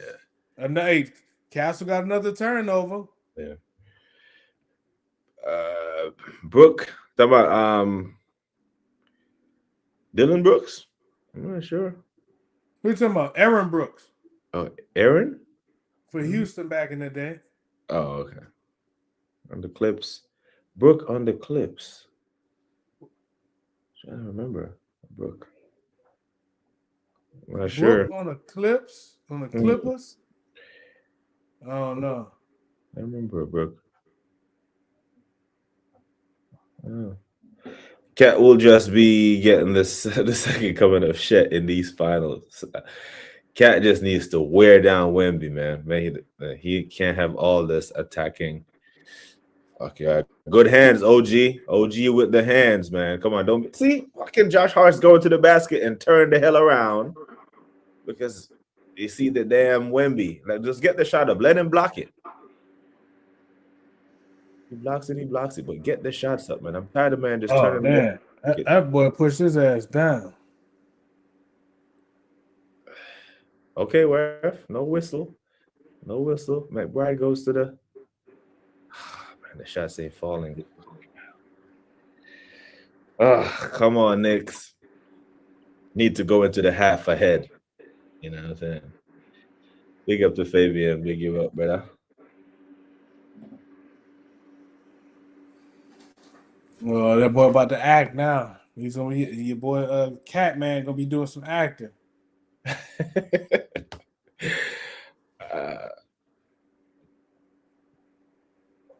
This is big for us, man. You say if we didn't win it this year, it's gonna be another what? Another while. No one is saying that about San Antonio because they look like they're right, because they're young. Yeah, so we must win this, bro. Because if this brother win a damn championship at 22, by the time he get to Mike's age, when Mike didn't win his until he was 28, this brother could have 6 rings by the time he gets to 30. Now we're talking a whole different conversation. If he starts doing madness like that, can't let him get away with this. He needs to learn. Right. He needs to pay some homage. You know what I mean? And aren't other teams going to come in for some of these San Antonio players? You win the league, people want your players. Yeah, that's I think De'Aaron Fox is going to be the one that to be gone because Dylan Harper, his dad was a point guard, NBA champion point guard. I think they may have to open up a space for him, to handle that ball or at least be in the starting lineup. You know what I mean? So, and he's a true point guard compared to Stephon Castle, who played point guard, but really more like a 3 for real. You ask me, really like a 3 in the sense of because he don't shoot well. He's more like a slasher. So let's not put a number on it, but definitely a slasher. Yeah. Yeah. Need to win this, man. Because over the last the last 4 years has been 4 different teams winning the title in the NBA. Yeah. Or last 5? Yeah. We haven't had back-to-back since. Yeah. Since the Warriors. Golden State. Yeah. That was 17-18. Yeah. Good for the league? Huh? Yeah, I think so. Because Reggie likes the dynasties. I'm like, I don't know, man. I like when the monotony is broken up somewhat. Yeah. But Either way, we're gonna have 6 because one of these ones, and I think we win it. I think we win it because the Spurs they don't win. They don't usually win titles in odd years, in even years. They usually win all their titles in the odd years and shit. Valid. Yeah, 99, 03, 05, Oh yeah, something crazy. Damn, they won it in 2014, didn't they? Fuckers. Oh, that messed up the 3-peat. Yeah, Didn't it, right? Yeah, they had chased LeBron back to Cleveland in Right. 2014. Shit. Yeah. The Knicks don't win. Can't plant Nico Harrison to Spurs and trades Porzingis for Wemby. Nico can't get another job in basketball. I think he is toxic. He's radioactive. Any team that goes anywhere near Nico, their fans are going to riot and say he's going to trade our stars. Because he essentially traded Luka for Chris Middleton.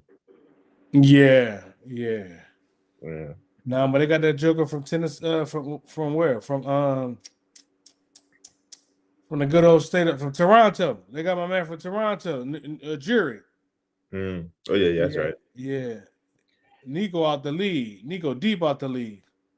Has there been a worse trade? I think so.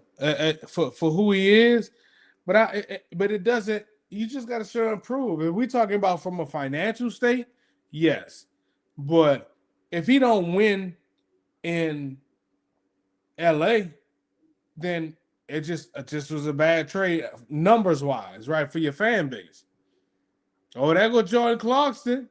Okay.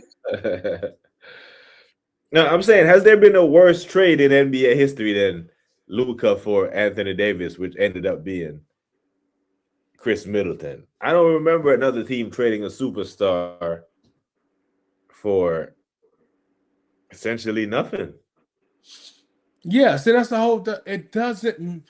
I'm saying yes in the sense of because of who Luka was, but if it doesn't turn into a title for the Lakers, then it was just them getting off money, really, in today's time. Yeah, but they were coming off the back of an NBA final. True. Mm-hmm. But not the whole new owner, new GM, new coach, new everything there. Yeah, Knew everything. With Chauncey in jail and man getting locked up, there might be a investigation needed. This might have been some old mobster shit, man. Be like, you know what? I'm gonna trade this guy to cripple a franchise for the next 4 or 5 years because trading, playing Dirk for 20-something years or however long Dirk was at Dallas and going from Dirk to Luka was like, you remember when the Colts had Peyton Manning and then went from Peyton Manning to Andrew Luck? Yeah. That was like criminal type of luck type shit. Yes. Fun. So to go from one international superstar to drafting another one falling right into your lap, I think that really rubs the city of Dallas the wrong way. Yeah, I'm serious. That Nico brother, he can't go to Dallas without security. Yeah, he might as well stay as far away from that damn city as he possibly can because they look. That was bad. You know what? I think this brother got in hair extensions. Nah, I think this is real hair. I told you, Filipino. He play like it. Dang. Well, he definitely got dolled up for the moment, didn't he? Oh man. Yeah. But I'm gonna get up out of here, my brother. Yeah, man. Big up, bro. Big you up for coming on, man. I'm gonna stick on and just watch out Let's the go game. Knickerbockers, man. Put the ball in Castle hand, bro. They gotta put Castle back in the game so we get some turnovers, bro. Yeah, we need something, man. Yeah, man. Big you up, man. Appreciate you coming on, my G. Oh, okay. Duck. Oh, you gotta finish that, Mitchell. Yeah. All right, my brother. All right, we bro. on. All right, big up, man. Big up to Chuck, y'all. Big up to Ace the Realtor. If you're in the Charlotte area, make sure you check my broski out for all your commercial and residential real estate advice. You got you. Highly recommend him. You know what I'm saying? Big up. But my New York Knicks, y'all are down. Fucking hell. I can't lose this game. Can't be on here. We can't be trading baskets.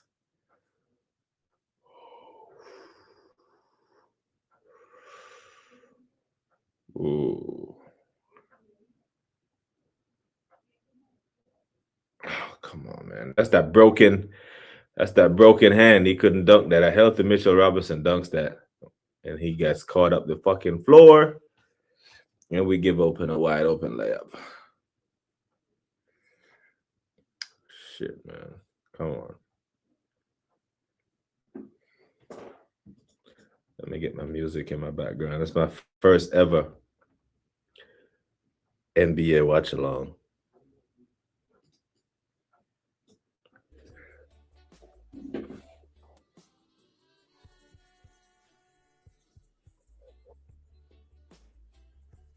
Come on, Mike Brown. We need to go into a zone or something.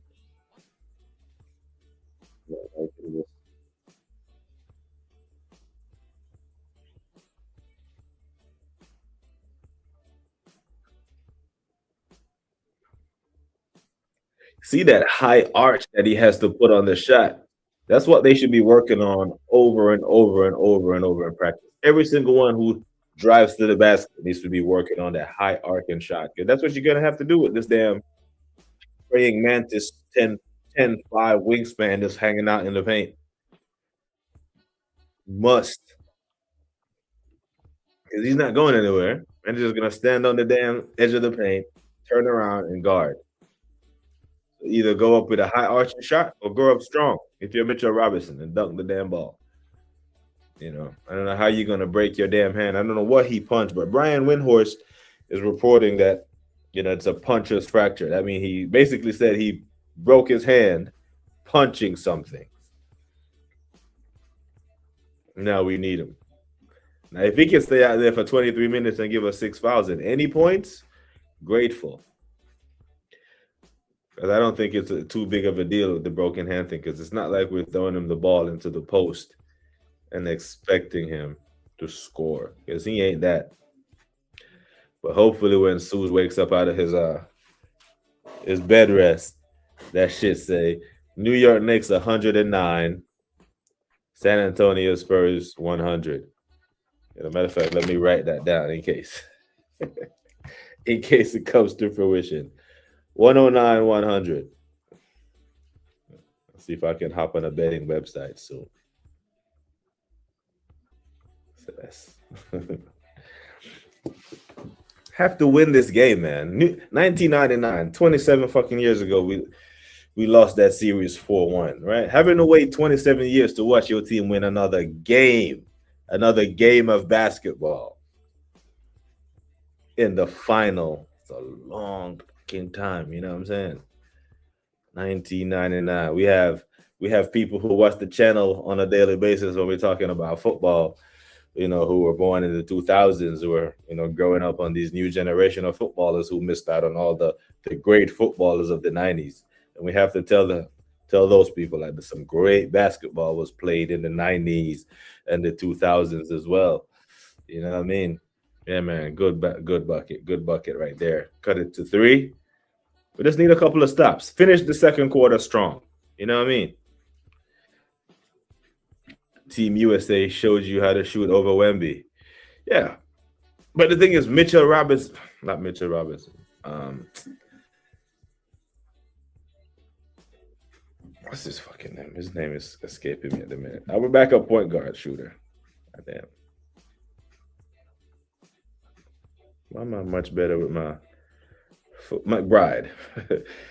McBride needs to start hitting down some shots. The problem is he is fucking tiny. You know, he's 6'2". We're not a big team.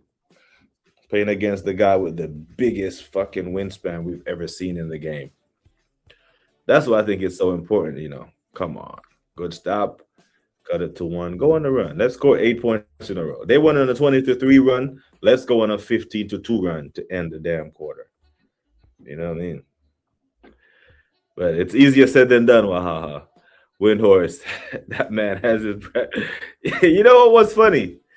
Remember last year when Brian did the Pat McAfee interview and called out Stephen A, called out Windhorst. He called him weird. He called him all type of shit. Wendy had to just sit there and take it because he couldn't piss off LeBron because he really, really loves LeBron. Whenever anyone, Stephen A, Jalen Rose, who used to come on the program, guys from the older school who actually has an affinity for the old school Michael Kobe era, talks about LeBron, you can tell that he gets very sensitive about it. He really loves LeBron. And I think Windhorst thinks that the favorable coverage that he has given LeBron from high school to now, that when LeBron retires or when LeBron is on some exclusive type shit, he may be in the running for it. And LeBron literally called him weird. He was like, this guy has an obsession with me. It's weird. But Windhorst is another one, you know. A part of it is also he has to be very careful about criticizing professional basketball players looking the way he does. You know what I'm saying? I'm not here to fat shame anyone, but in the business of critiquing some of the athletes on the planet, because alongside footballers, I'm not talking about NFL players, because some of those fuckers are out of shape. Get in. We got the first lead since they went on that 20-3 run. Come on, Knicks. Hang in this thing. It's the finals. Fuck was I saying? Yeah, the incredible shape of these basketball and these football players. If you're gonna go be a critic of these professional athletes that are in supreme shape, you should have you a little bit of discipline as a journalist, as a content creator, influencer, to keep your fucking self in shape to talk shit about athletes. Like, why do you think I get so upset with that Liverpool fan, who sits there and criticizes footballer when he's this wide?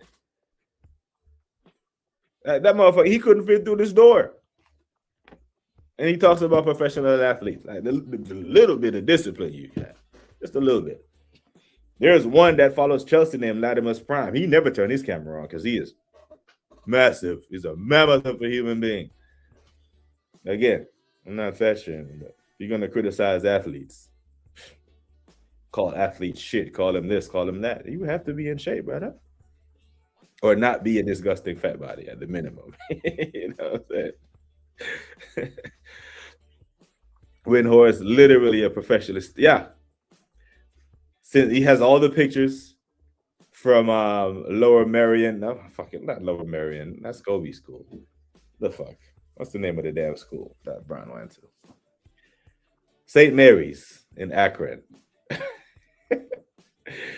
You know, I'm not fat shaming. You know what the thing is?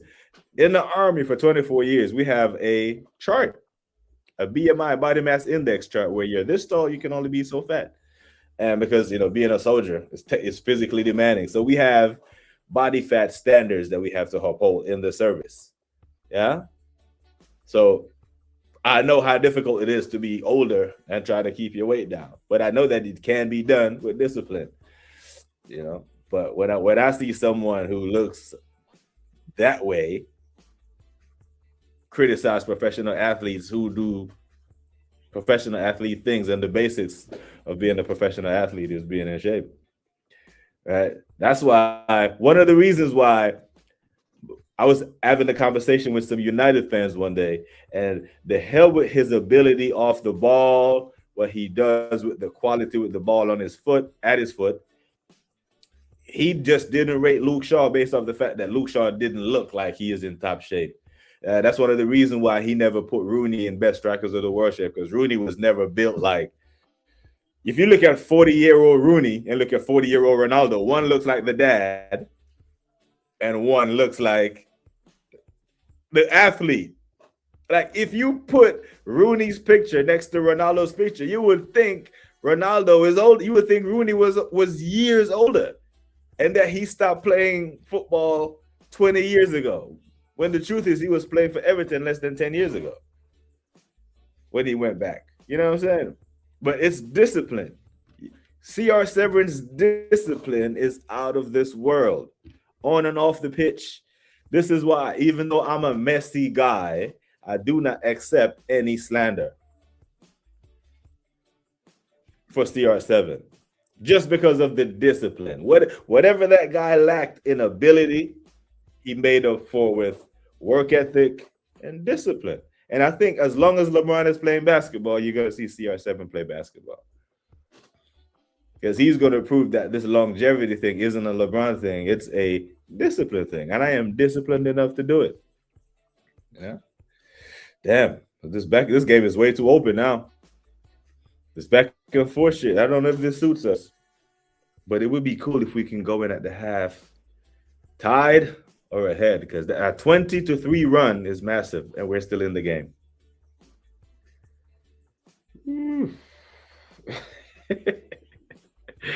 It's that fat shame if they're literally fat.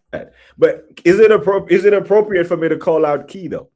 Is it appropriate for me to go in Key's chat when he's talking about professional athletes and be like, shut up, you fat fuck? Because it's not like he's nice to these players. He's literally calling them shit, duds. He's insulting the players. Looking that way. Like, have you no shame, my friend? Brick. Damn, man. These men, everything they throw up is just going the fuck in. Or they're not going to miss any shots tonight.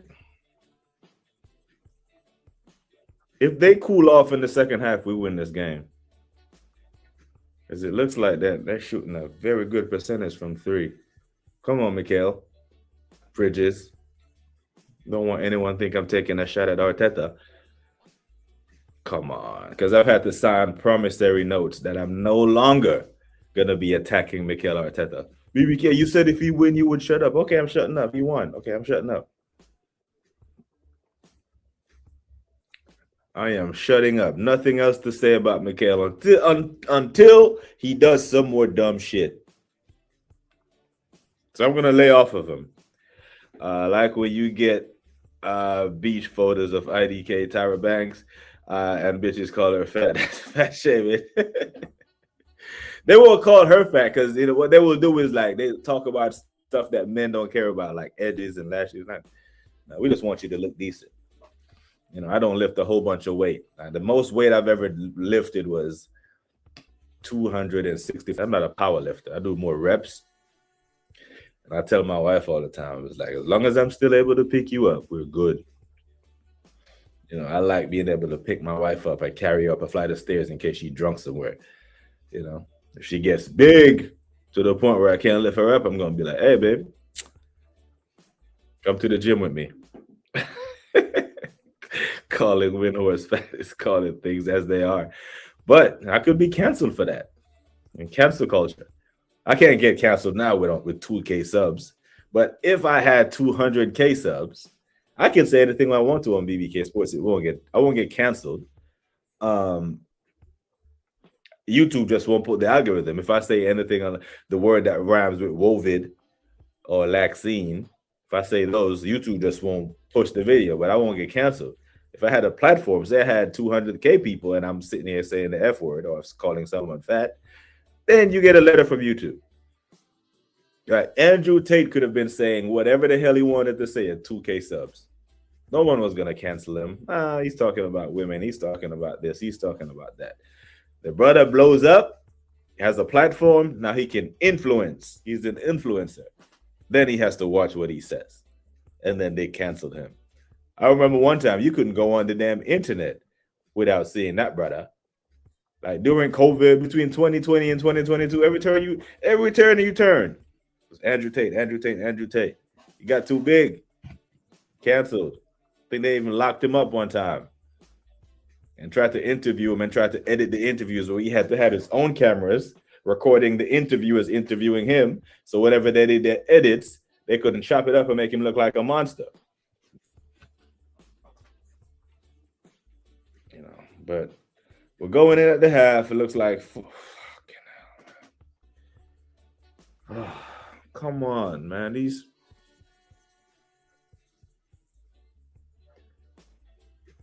a big difference going in at the half, 4 down versus 7 down. Guard the 3-point line, man.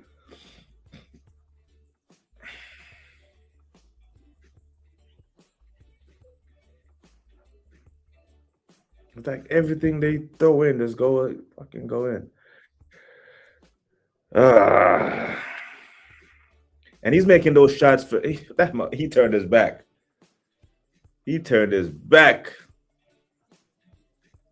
as soon as it left his hand. He's feeling it, man. Champagne is filling it. Brunson on 11 points, 5 of 15 shooting. Wemby, scary though. 9 points, but he's only 2 of 8, and we're down 7. So we're containing Wemby, but we're still down 7. I'm not liking that.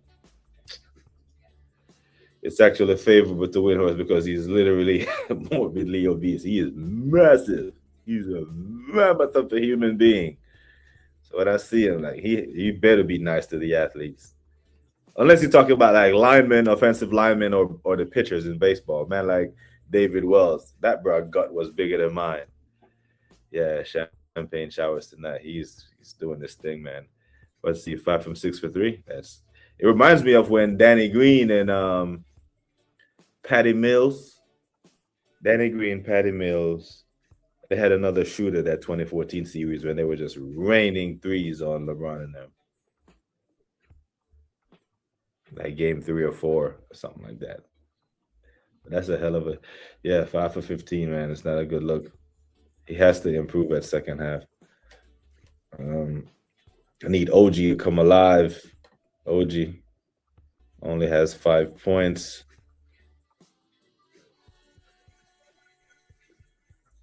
But he has no fouls, so he's playing safe. But he's only attempted 3 shots. So I need OG to come alive. Josh Hart, 3 fucking fouls. Josh Hart has more fouls than points. That's our problem right there. Josh Hart, our small forward, an emphasis on small, because our starting small forward is 6'5". That's not big. So he's giving up a lot of size, 6'5" playing small forward. But Bridges got 4 damn points. Come on, Bridges. Come on, man. So the onus is on Bridges and Josh Hart second half. OG, you need to step up as well. Jalen is our leading scorer. Cat got 8 points. I'm shocked. I can appreciate Cat getting up 9 shots by halftime. But we're not out of it yet. The third quarter. Typically, the Knicks are a good third quarter team. Get it popping in the third quarter. We do our bits. But if they win this third quarter, the fourth quarter is going to be hell trying to chase these men down. Big up RSV. She's telling me who you got in this game, man. Please telling me you're rocking with the New York Knicks. You know, the NBA needs this. The NBA needs to watch us burn New York City to the ground in good faith. Because the cops are going to be right there burning the city right next to us. And the firemen who have to put out these fires are going to be out here helping us start these fires. Wemby will turn it up in the second half. That's a great concern of mine that he's only had 9 points. He's 2 for 9, and they're up 7. But I can look at our starting 11 and I see my starting small forward with more fouls than points. And I'm saying we can improve there. I'm seeing our most important player in OG with 5 points. We can improve there. And I'm seeing Mikal Bridges with not enough points. We can improve there. And this is, all starters. Champagne can't get any hotter than he is. Hopefully he cools off. But I do think Wemby will be more aggressive in the second half. I'm hoping they tire a little bit. And then our rest and our fitness kick in the third quarter. If this first half was a feeling out session, cool. But the third quarter, we'll have our answer. I don't rate your roster whatsoever. It's not that I have anything against the Knicks. Not the Spurs are the better team. Like when the 4 teams remained, right? When it was the conference final, I actually ranked them in that order. I think the OKC was the best or the better team, just virtue of being the champions and the back-to-back MVPs and that. And I think the Spurs is being number 2 or the second best team. Us being the third best team, and then Cleveland 4th, but there's some separation there.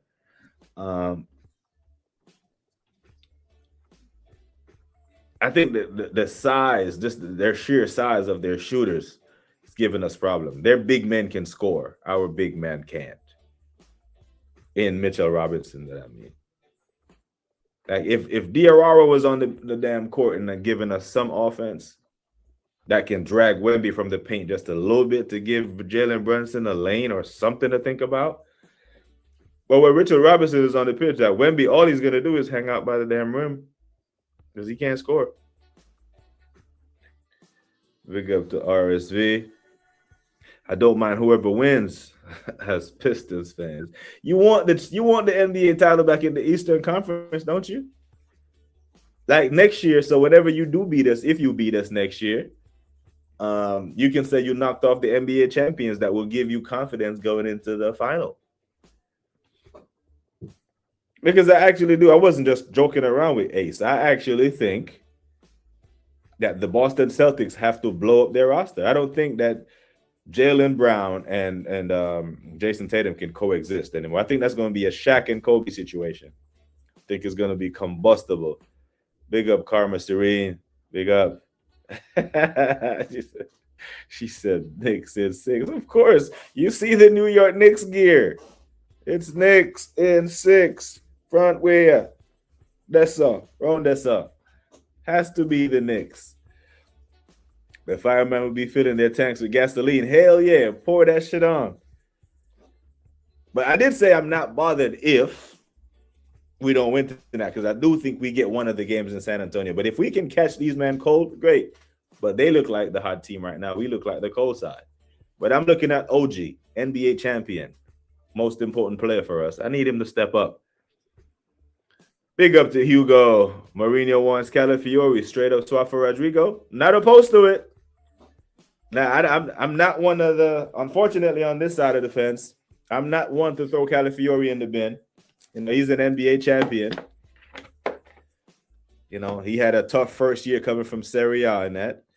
This year, he's an NBA champion. But with Nketiah solidifying the left back spot, cool. I don't want to see Skelly have to go back there to deputize. And I don't want to be spending money on left backs. So if it's a straight up trade for Rodrigo, hell yeah, I'll take it. But it's Rodrigo and someone else because he's coming off of ACL. Now we have this thing because we have this other Brazilian in our squad with ACL, and it's not looking good for him. Right?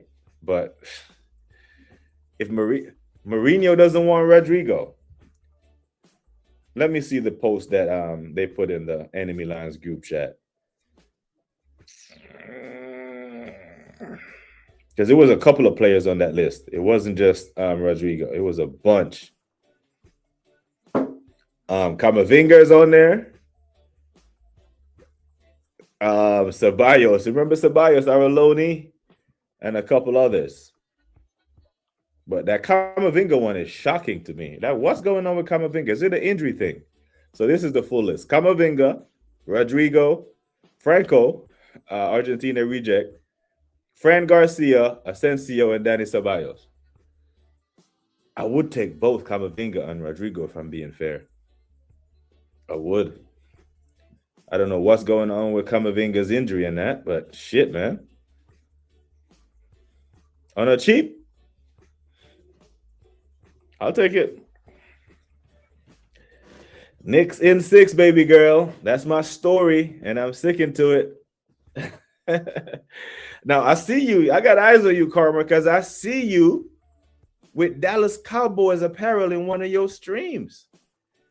And if you really want us to have issues, when it's talking NFL time, because, you know, it's New York Knicks, it's New York Giants. The Cowboys get no love here. Yeah? You know, the New York Knicks are about to escape the "it's our year" curse. Arsenal, our beloved Arsenal, just escaped this "our year" type thing. We escaped. Them damn Dallas Cowboys, as long as Jerry Jones has breath in his body, will be the shit of the NFL. To the point where I'm hearing Dallas fans themselves hoping that Jerry kicks the bucket too. And I was like, God damn. But I couldn't be surprised at it because in football culture, in our football, we hear fans sing songs all the time that are way more vile and ruthless, especially the away fans. Like I heard these men sing to Craig Burnley, I hope that you die at Villa Park one year. It's mad. We got to improve our offense. We need more playmakers if the Pistons have a shot. When I look at the All NBA third team and I see man like Jalen Duren on there, I'm like, shit. The Piston is getting love because if you have a player in the first team in Cade Cunningham and a player in the third team in Jalen Duren, that means you have 2 of the top 15 NBA players in your roster. So, with that being said, expectations will come with that. I just think it's part of the growing pains. I don't think the Pistons are going anywhere. I think they're going to be, right back in the thick of things. That's why the Knicks must not sit on their hands. I think that's fake news. Why would Moreno want Calafiore? It's the time of the year where we're going to be dealing with a whole lot of fake news in it. The problem is you can't avoid it. Because it seems like not only do the journalists want to be the first ones to report things, don't forget about getting it right. Just get it out there first. Just make up some shit and get it out there first. It seems like content creators and people who follow football on X and whatever wants to be the first one to post it.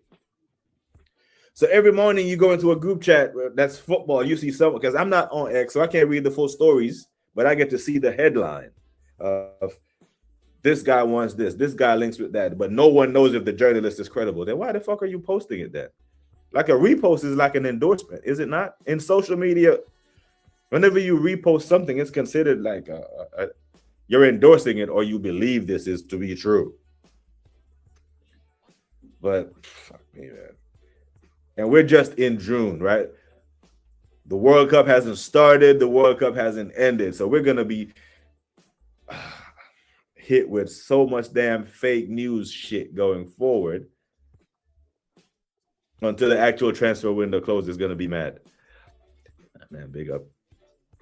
Camavinga is shit. You don't rate Camavinga. You don't rate the Eduardo.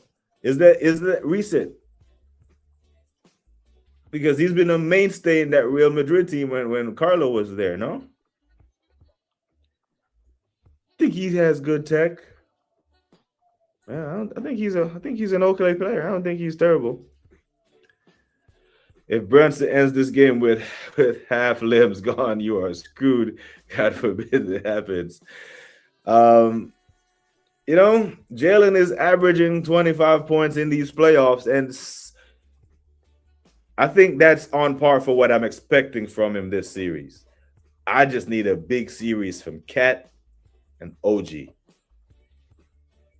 Josh Hart, McBride, and these other men are going to have games where they're on it and games where they're off of it. They're going to have some good games. But I need a consistent 6-game run where Jalen gives me his 25, Cat and OG, not and OG perform at the level.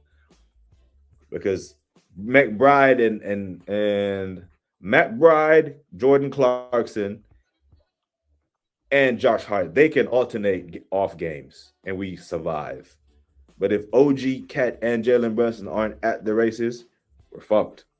Like proper fucked. Yeah, I tried to ignore, but somehow that Calafiore headline made me water my eyes. I decided it's fake news immediately. Now, like, who are the left backs at Real? Did people move on that we don't know about from Real Madrid already?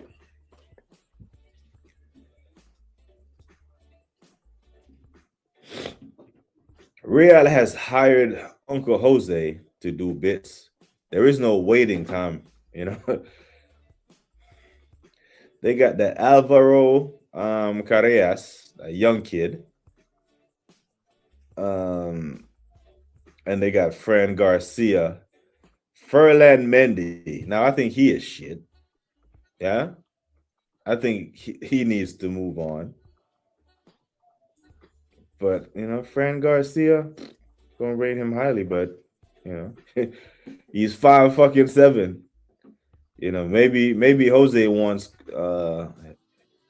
his fullbacks to have a bit of height on him, so he'll probably play the kid, Carreras, because he is 6'1", Spanish international, and he can play left back or center back. That's the profile, right? That's what they write up on the Calafiore left back that can play center back. Nkapia, a left back that can play center back. It seems to be the new thing. A fullback that can play here, right? Timber can play here, right back here. Benjamin White played center back at Brighton, right back at Arsenal. That type of shit seems to be like the new trending profile of fullbacks. Yeah. Or if you're Liverpool, you want a fullback like Frimpong, who's a right winger. Your right back is really a right winger who's replacing your right back who was really, don't want to call him a midfielder because when he started at midfield, it wasn't great there. We're talking about Trent, but would line up at right back, but step into the midfield and give you an overload problem for the defense. Kind of like how Zinchenko did for us that first year. Line up at left back, but steps into midfield for the overload because we know that defending wasn't his strong suit. Yeah. The way we playing defense is shit. This is fucking bullshit. It's only halftime, GK. 7 points in an NBA game is nothing, yeah? 7 points, NBA game, that's 2 shots. The way 4-point plays are common and prevalent in today's NBA, a 7-point lead, because we were up by 7 before they went on that 20-3 run. If we go into the fourth quarter on top or anywhere close, about close, I mean, this is close, 5 to 3 points, I still think we win this game because all the pressure is on the Spurs tonight. Ain't no pressure on us. They're the home team.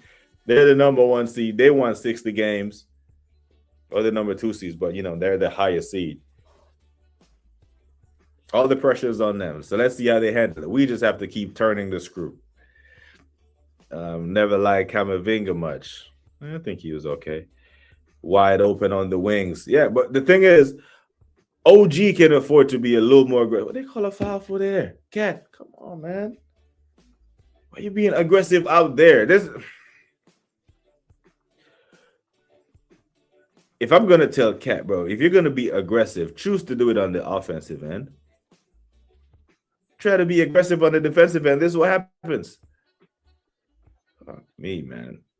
Wide open on the wings. Solid player that hit his peak at 20. How old is he? Camavinga. Eduardo Camavinga is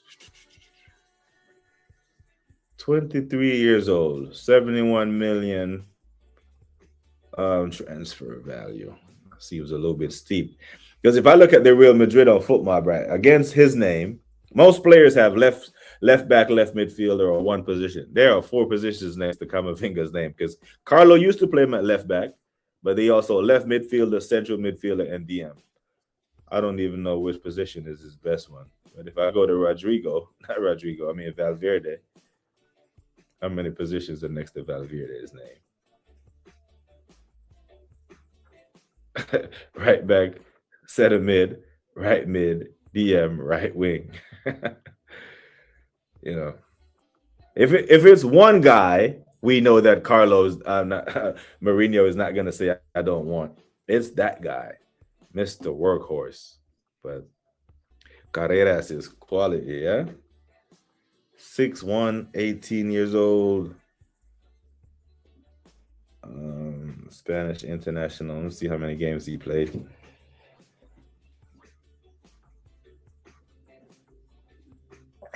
What the hell? He hasn't played a whole bunch of games for this. He played 5 La Liga games last year. You determine his quality from 5 La Liga games. No, fuck, that's the wrong player. That's Cesar Palacios. Shit. I knew something was off there. Where is it?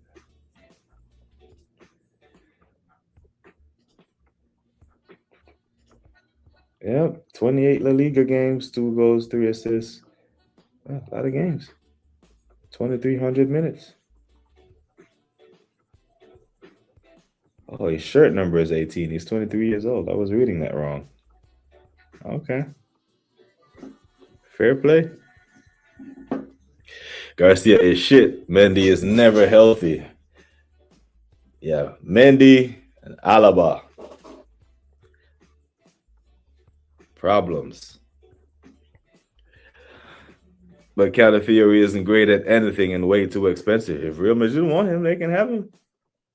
Right? Because if we can get money for him and keep Ethan, keep Skelly, keep Max, and Calafiori goes, cool. You know. Apply the Premier League tax and sell him. Damn. Carreras was at Preston North End in 22-23. Then he went to Granada, then Benfica. Now he's at Real. Come on, Knicks. Do not go down double digits again, man. Come on, wake up. Okay, now they're starting to miss threes. That's a foul? Okay, good. Now we need to... Fucking hell, man. These men are up by 9.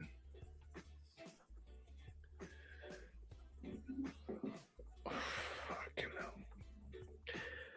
TK, we need some help, bro. We need some help on the wings, like you say.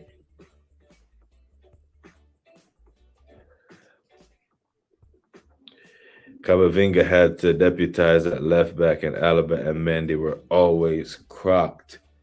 I tell you what, with the injury-prone players they have at left back, to buy Calafiori, another injury-prone player, have at it, Real Madrid, and then it'll be a third year. He'll be 3 years trophyless. Because I really think Barca is set ready to dominate that league. I think Barcelona is two out of the next 3, and it might be the next 2 on the bounce. La Liga titles will be FC Barcelona. Real Madrid got problems. Big problems. Oh, shit. They're up by 10. Big problems for Real Madrid. The Mbappe tax, the pressure that comes with it. Because remember, they turned on then Hazard in 2 years. But that's because I think Hazard scored, 5 goals? 3 to 5 goals in the 2 years. Mbappe has scored like 80-something in his 2 years, and they're still wanting to turn on him. They're still doing petitions and that. Now, there's been talk about Jose being washed and his way of play and his style of play have been washed and all this shit. We're about to have our answer. Because this is a guy who went from United to out of work to Tottenham to getting sacked a couple of days before a final to go to Roma. Roma, you know. Won the Conference League at Roma in their inaugural season. Yeah, so he has won all 3 trophies, yeah? Because I think he did win Europa with United against Ajax. I swear Jose was the coach then. It wasn't Van Gaal, was it? So he's won Europa, he's won Conference League, and, he did the Porto thing. Is he washed? Is Jose washed? Because he has talented players. A lot of talented players, but fucking hell, man. These men are about to whoop our ass, brother. We cannot go down 22 and claw it back like Cleveland against these men.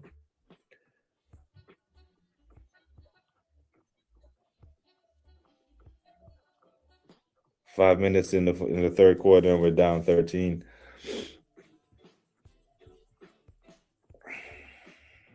Not looking good. I'm not feeling good. I need Cat to come on, Cat. Wake up, man. Who's making their money? Earn your money. Who want to make some money? Oh, fucking see, that shit, man. That's the shot that OG makes 10 times out of 10. He makes that shot 10 out of 10 times. And Wemby just there with his big ass is altering the shot. Now no one wants to shoot. No one wants to shoot. This is the same effect he did to OKC. Man, them was scared to shoot the damn ball. Fuck me,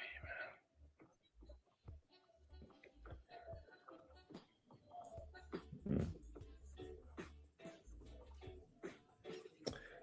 They're beating us to the second balls as well.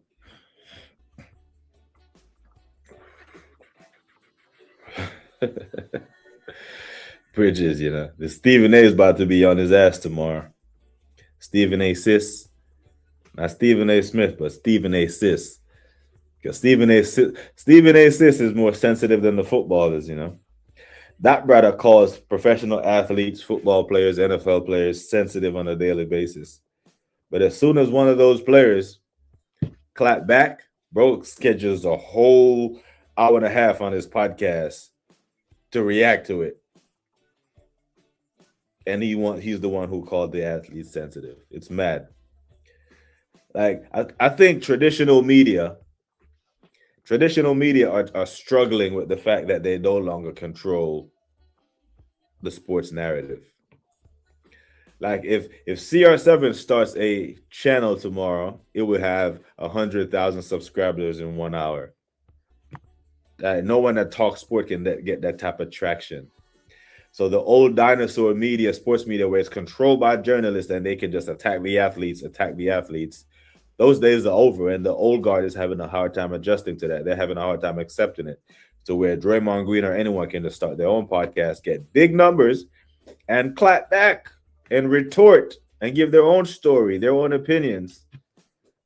And the mainstream is struggling to adapt to that because they're no longer in control of the narrative. The players in sports media and fans who can start YouTube channels and have dialogue has taken over, to the point where I think Goldbridge has signed a deal where he will be the first influencer to broadcast games or have something having to do with an actual game of football through a fan media standpoint. That is massive from Goldbridge. And that type of shit has Talk Sport and all kind of fan media scared. We've gone over 5 minutes without scoring. We have scored 2 damn minutes in the third quarter.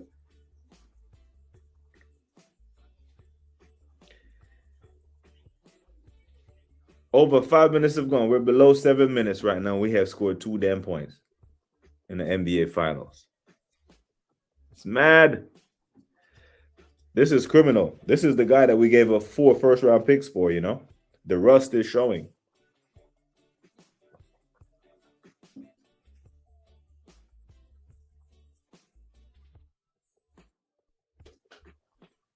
I was hoping the rust wouldn't show, but 50 points halfway through the third quarter, it's not a good look. Big up to Super Kev. Makeshift impromptu watch along on the NBA Wednesdays. Hey, man. I was confident we would get this one. I think if we go into the fourth quarter between 7 to 5 points, we have a shot. But down 13 right now with 1 basket. We're not getting any free throws. That means we're not attacking the rack. I think we're letting the Spurs off the hook. We must go on a run. 7 points max. Just like the halftime score is what we can go into the fourth quarter for me to feel confident. But as of now, it looks like the Spurs are trending to win game 1. But lots of time left though. But I need to see something. I can't be seeing 2 points in 5 minutes in the NBA Finals game. Like, what are we doing? Especially Mikhail, come on, bro. I can't go from one Mikhail to starting to break out lashes and slap buns for another Mikhail. Yeah. Mikhail Bridges, Mikhail Arteta. Can't. The game doesn't have any flow. Both teams missing open shots. The Spurs were red hot, especially that Champagne in the first half from 3. And I knew he would cool off, but we're still cold. We're still trying to do a cold start. Any one of you, man, drive a diesel truck, like those old diesel engines that with the glow plugs. Like you couldn't crank it right away. You have to turn it on and wait on the glow plugs to warm up before you crank it. Because if you try to do a cold start, shit, all you see was smoke coming out the back of that motherfucker. So it's like we're waiting for our glow plugs to get warm still. Our glow plugs are still cold from that 9-day layoff. Yeah, man, I hope you are good. I watched that game 1 of the East Finals. 22 down. Matter of fact, that was the day we clinched the league. That was May 19th because I was sitting there watching it and I was so happy. And I look at the clock and it's 93-71. We're down. But I was so masked in the glory of us just clinching the league when Bournemouth draw with City. I'm like, shit, I can't even be bothered. And I'm sitting there watching it. And I'm like, whew, okay. We cut it to 8. And I see James Harden just turn into a one-on-one merchant. Ball wasn't moving. The ball is starting to stick. I'm like, oh, if we get this to 8, we can get it to 4. We got it to 4. And I was like, yeah, we beating these, man. They done fucked around and let the garden come alive. And that's what you can't do. This is what we can't do. We cannot let this, what they used to call the Alamo Dome or the AT&T Center, the First Bank Center, whatever the hell. We had it quiet and we were leading. And then they went on that 20-3 run. Now it's alive again. But down by 14, we scored 3 damn points in the third quarter. We need to fix up, man. Yeah, but it's still up in the air. Both teams missing, not shooting good. The rust is showing. I'm not going to lie. And the Knicks were so bad, I gave them a 0 chance of winning the finals. And then we went on to sweep them like the big boys that we were. But we must end this third quarter in single digits. Imagine that we stink this out the first 3 quarters and we're going down like it is now, right? It's a 13-point game. It's 54-67. And then we go into the fourth quarter down 13, down double digits with a slow start, missing wide open shots, and still pull this off. Then, yeah, Knicks in 5. Now, Ace was on here earlier talking about we this and Knicks that. Nah, he's being disingenuous. He don't want the Knicks to win. He's Detroit all the way. He's like RSV. So it's reverse psychology. But we need a run now in New York. Come on. Mr. Brunson, they're going to start the trap. The ball is coming. OG, shoot that shit, man. Do not even look at Wemby. Wembley is off the floor right now, so I need to see, man, go to the rack. Come on, Cat. Go to the rack, Bridges. My God. That's a goaltend. Thank you. Now, when Wembley's off the floor, we need to attack the damn rim. And when Wembley's on the floor, OG, trust your training. Trust your elevation. Trust your follow-through. Oh, let's do it. Stop letting Wemby get in your heads. Still no flow. Yeah, it's some rust there, man. It's some rust. Game 1s are usually like this. If both series had went 7, you'll probably see more flow. But these men been sitting on their hands for 9-10 days now, missing free throws. Come on, Bridges. He's not great there. This boy Harper has high IQ. Got some high ops as well, man. That boy can't get up. Yeah, you had 6 good minutes, but until that, you were so bad. That second quarter. That second quarter was ass and cheeks. So we had 2 bad quarters. The first 2 quarters of game 1.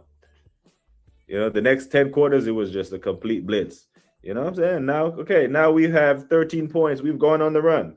We had 2 points 2 minutes ago. So, we've scored 11 points in the last 2 minutes. And we've cut the lead to 6. Okay, come on. This is what I like to see. Finals. The pressure is all on them. Just play your game, New York. Just play your game. Got them out. If you cut this to 3 or 4, squeaky bum time for them lot. Come on, big cat. Need you to come alive. Run away, orphan, no. Yeah, cat with the back reverse layup and one. Lakers lost the game when they swept the West. I hear it. The Lakers didn't have anything for OKC, man. OKC was just too much for them. No Luka, no chance. That's essentially what that is. No Luka, no chance.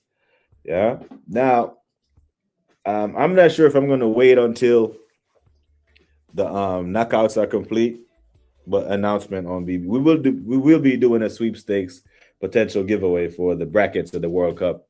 So if you think you can correctly predict league winners or group winners, now we'll probably do it after the group stage is set. because then you're gonna have the top 2 teams and then the best third place team. This is the first year we're doing World Cup with 48 teams. So yeah, when the last round of 16 teams are set, there'll be some bracketology here. And anyone who gets it right all the way through, not score-wise, but team-wise, matchups-wise, Germany versus France, Portugal versus Sweden, that type of shit all the way through. And the winner will win a grand prize. I haven't figured out the grand prize. It will be somewhere in the realm of $300 to $500.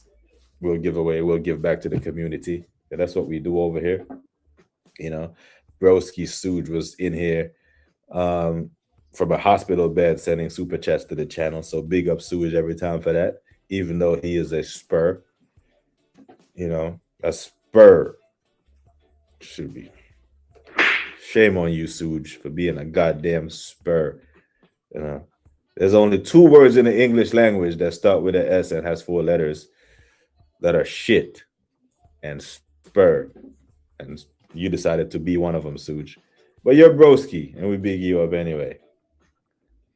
So we give it back to the community with that. So are you taking AI step over, or are you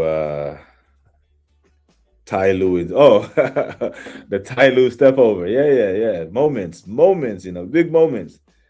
AI had his moment for that one game. They lost that series 4-1. Consequently, as I remember, the last time we played in the NBA Finals 27 years ago against the Spurs, man, we lost 4-1 in 1999, June, in that lockout season. I think we only played 50 games in the regular season that year. We were the 8th seed and made it all the way to the finals. Larry Johnson in that, the 4-point. Larry Johnson, Allen Houston, Pat Ewing, Latrell Sprewell. That wasn't the NBA. I think that's the first time an 8 seed made it to the NBA Finals. I think that's the first time. I don't think it happened again since Miami and Denver. It was a massive task. But if we can finish this third quarter strong, it's down to 6 in a 6-point game. Finish this third quarter strong, give ourselves a chance, innit? Lakers were off about 13 days. Shit, in Spur. I love it. Yeah, man. And Suge decided he wanted to be a Spur. That Philly team was so shit. That Philly team, just off the top of my head, was Iverson, Eric Snow, Aaron McKee, Dikembe Mutombo, Theo Ratcliffe. I think that was the starting lineup. I can't tell you anyone who was on that bench. But that game 1 was just a monumental performance from AI. Mad big boy stuff to step over. But yeah, once they got back to Philly, like a feel-out game. Ooh, big three. Cut it to 5. Yeah, stick around. Hang around. Ooh, 3-point game now. Come on. Get in. Let's turn the screw on these men. Come on, Landry.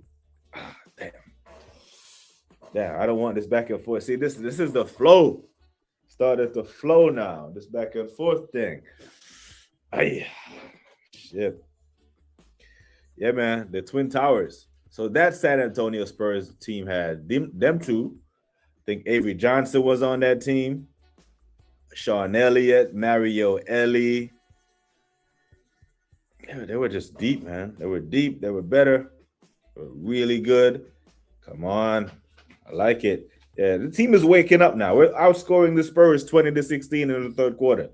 You know what I mean? They were up 27-19, 27-19 in the first quarter. Second quarter was close, 28-29 us. And we're in the game. Josh Hart with the active hands. The Shamit with the 3, bang. Need to go on a run, man. Need to go on a rant. The Twin Towers were too much for us. But they only got one tower now, but this motherfucker is huge, man. Takes up a lot of space on the court.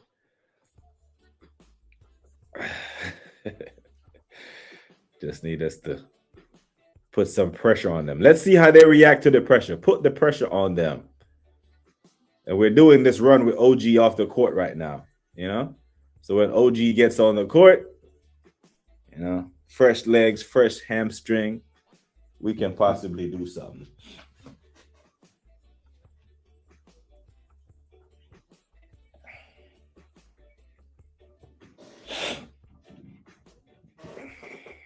We must win this game of basketball. These men have made me do a watch along. Really? NBA Wednesday show was gonna go on anyway, people. I just decided I was gonna vibe through it and do a makeshift watch along. I think Flawless is doing a watch along as well. Anyone know Flawless? Sarcasm City TV. Now, let me see who else is live. Is that King? African King Academy is doing a watch along on my New York Knicks. Should slap him. What you doing, bro? Flawless is doing a watch along from Manchester with Strasbourg Steve and these men. You know what I'm saying? What's these men on? What these men on, blood? See Strasbourg Steve. I see Jimmy from Web Sports. Kel, the Man City fan, fake as fuck. Yeah, I don't want to be over there. I can't do the fake shit because I don't like that bitch. I'm not gonna lie. Typical Man City lunatic. Yeah. I need these Knicks to do it, man. And tie game. We got us a game, people. We got us a game. Put the pressure on them and see how they respond to it. Yep. Let's do it.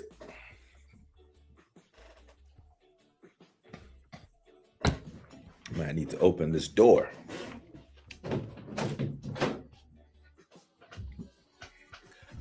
Y'all let me know if y'all getting background noise. But I got my denoiser on, but my wife is watching a movie. Come on, boys.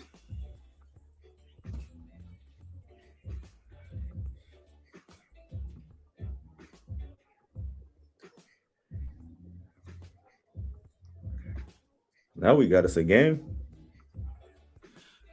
This is what you really want still. You really don't want your NBA Finals games to be blowouts. Wemby pushing man in the back and that. Did that get called?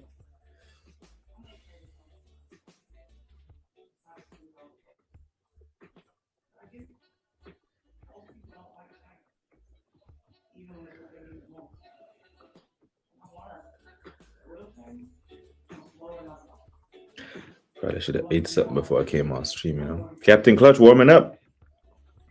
Come on, Captain Clutch.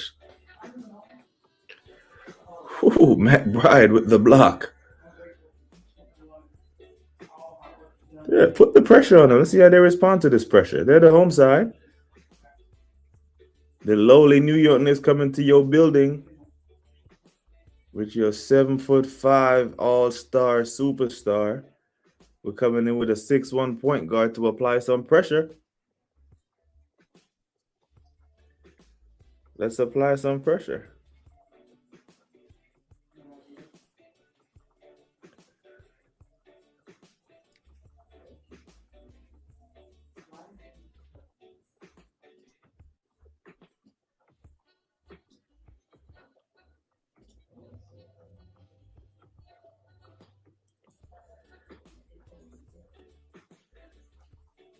It's a foul.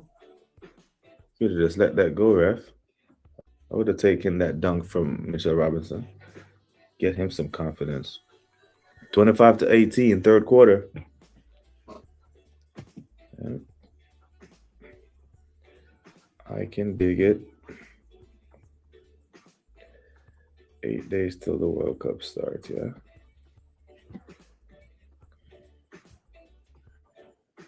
At the quarter break, I'm going to go grab a snack. Because I don't typically eat on stream, you know. But I'm fucking hungry.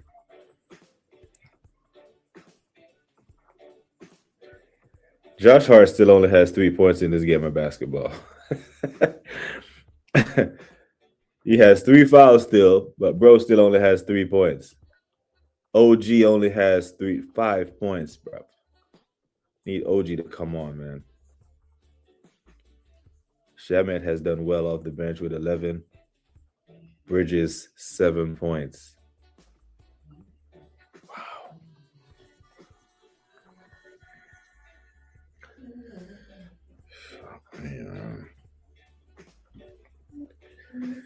Yeah, we definitely have it. Come on, Captain Clutch. Dance with him. Dance with him.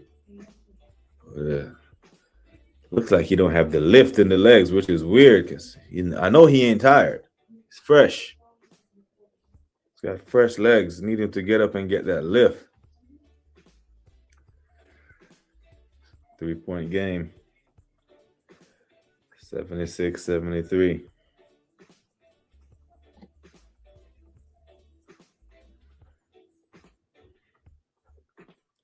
Big three.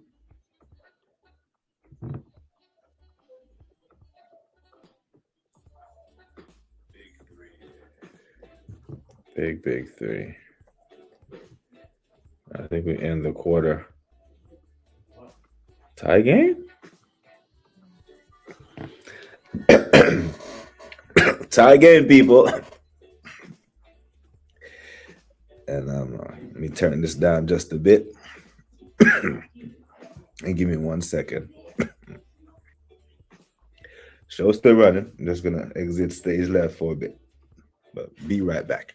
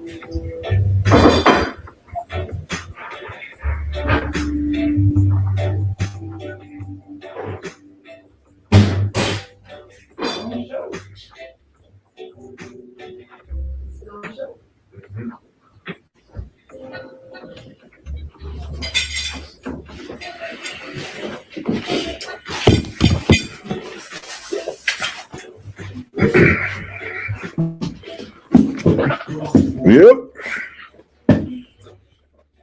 Let's win this thing.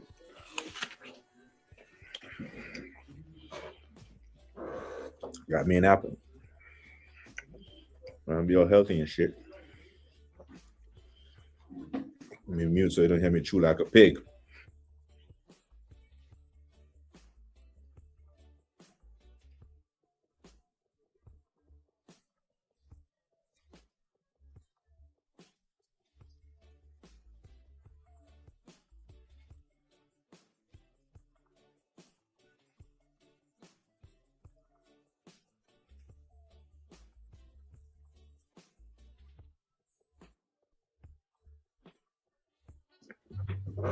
Let's go, Knicks.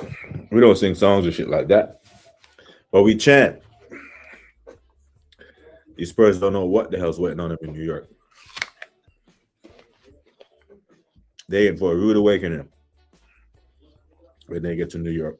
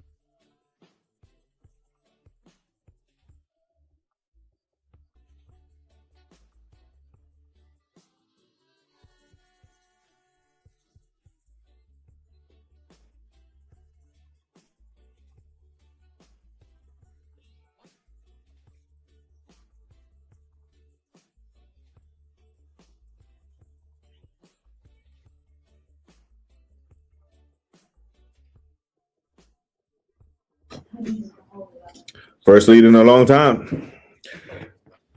Now let the record show that we'll take the lead in the 11:09, and hopefully we don't relinquish this motherfucker. Let's ride it. Let's go wire to wire in the fourth quarter. Wire to wire. I mean, all the way to the end.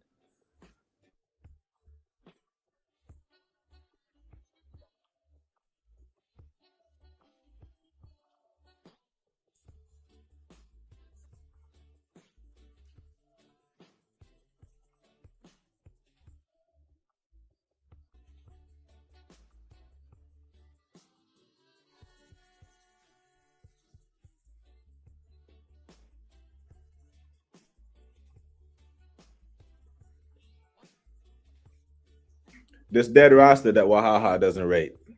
Let's use this dead roster to put belt to ass. Belt to cheeks. Beat and teach.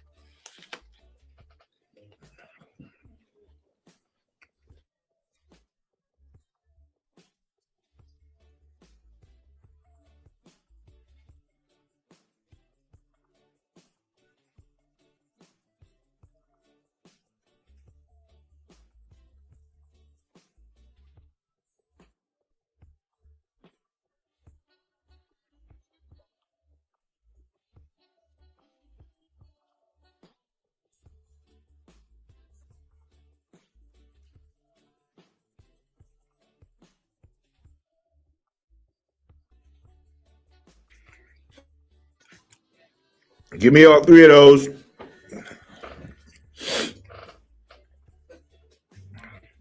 Friday night, game 2. Me and the boy Gianni will be here doing around the league show, and this will happen to be on. I think it makes for a more interesting conversation if the Knicks are up in the series by then, with the potential to go 2-0 up, 2 games up in the series. You know what I'm saying? 1-point game. At this point, I'm saying, give me 10 more baskets, we'll win this game. Give me 20 more points, we'll win this game, Knicks.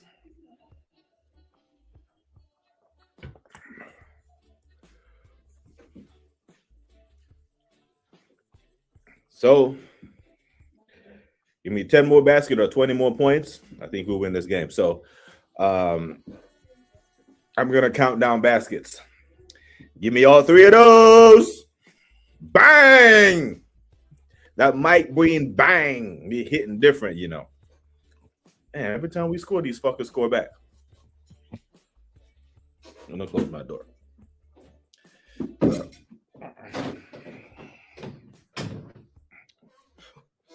Give me all 3 of those. Bang!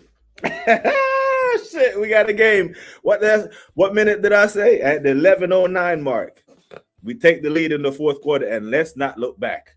Let's not. Damn, we hit a three. They hit a three. Okay, that's what we're doing. Okay, two can play this game. Maybe we get into a shootout, and we gonna show you, man, what the business is. 2-point game. We're clutching. Come on, OG. Damn, OG ain't getting nothing.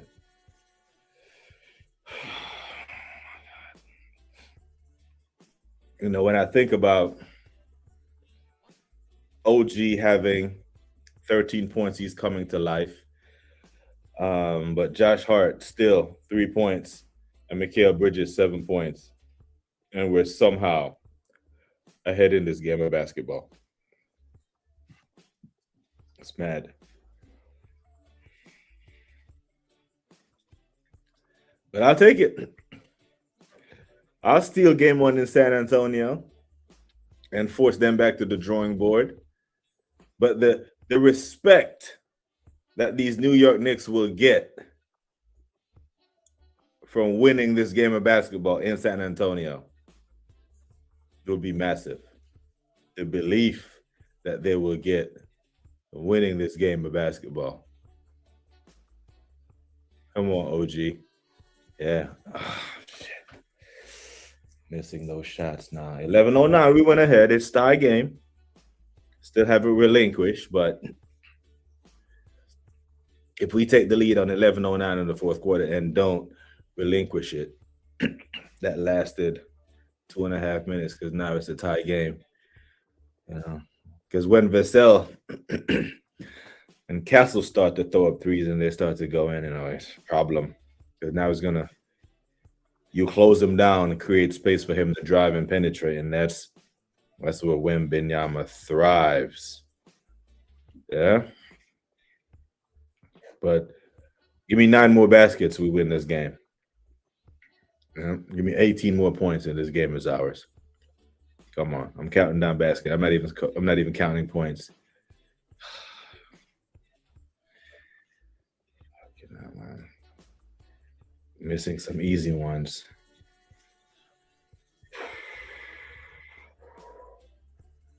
Seven minutes left, folks. I knew some of their threes would have stopped falling the way they were falling in the first half. That's not a foul? Come on, man. I'm nervous. Not gonna lie. Well, at least they didn't call that a foul either. They're gonna let them play. It's the finals, yeah? Timeout. Timeout, tie game. We're usually good after timeout. So, Mike Brown, draw us up a play. Draw us up a play for us to do bits out here. We have to win this game. If we don't win this game, essentially, I won't call it a waste because it's been cool. Always cool talking sports with y'all. Big up to man. Big up to Ace. Big up everybody who passed through earlier. But that would be a rough 3 hours if I spend all this time watching these men and they don't win. You know what I'm saying? And there is no Bruce Banana tomorrow, unfortunately. So it'll be 3 weeks now because I missed the last 2 Bruce Bananas because I was traveling to New York on the Thursday and traveled back from New York on a Thursday.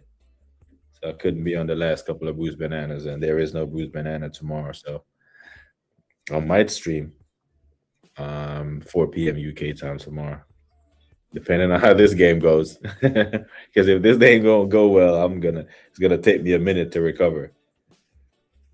A little bit longer than a couple of hours. So if the Knicks lose tonight, next time you'll see me live will be on the football rig with Sammy Friday at 5 p.m. UK time, or back here with Gianni on Friday night. So it's up to you, Knicks. 7 minutes, 33 seconds. And give me 9 baskets. I think we can get a couple of stops. Get a couple of baskets, we win. Ain't got to be 3s and 2s. Just give me a couple of baskets down the stretch. We're doing well. We're doing absolutely well. Josh Hart, 3 points. He's got as many points as fouls. Yeah. 3 points, 3 fouls in 19 minutes. Mikal Bridges, my shooting guard, has 7 points in 23 minutes of basketball.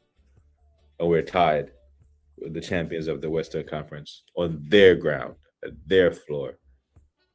We're okay. Okay, game on. Give me all 2 of those. Thank you. Thank you. Thank you. Give me 8 more baskets. Counting down.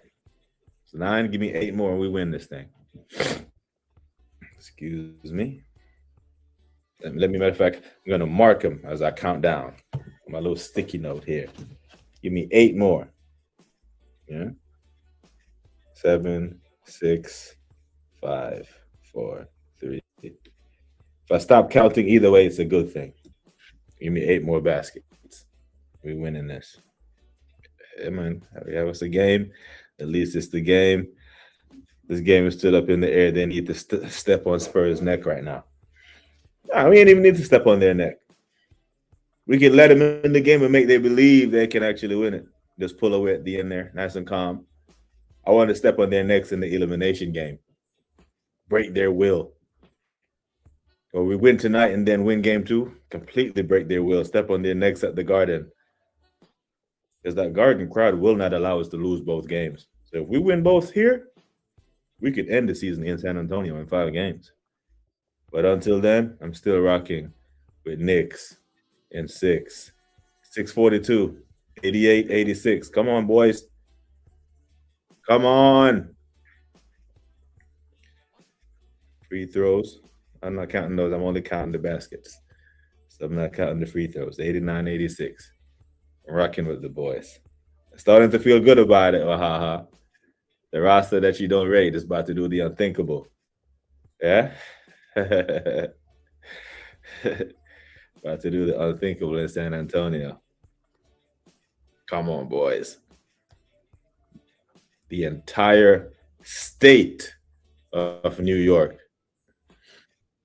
The entire state of Texas is not rooting for San Antonio, right? Like Dallas are not rooting for these men. Houston are not rooting for them. The entire state of New York is behind Mikal Bridges and his 5 points and his 7 points. You know what? A part of me believes I could score 7 points, you know what I'm saying? All right, that's another basket. So give me 7 more baskets and we win this thing. Yeah, 6-point game. Give me 7 more baskets. Yeah, the unthinkable. Win in San Antonio. You didn't pick us to win this. I know you didn't. You said Knicks. You said San Spurs in 4.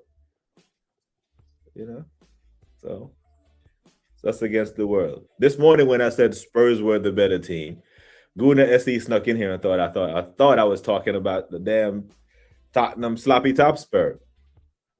I said he was gonna clip me up and made it into a meme, which he could. Because anyone see someone in the Arsenal kit with Arsenal stuff in the background saying Spurs are better than us while I'm wearing it could be problematic.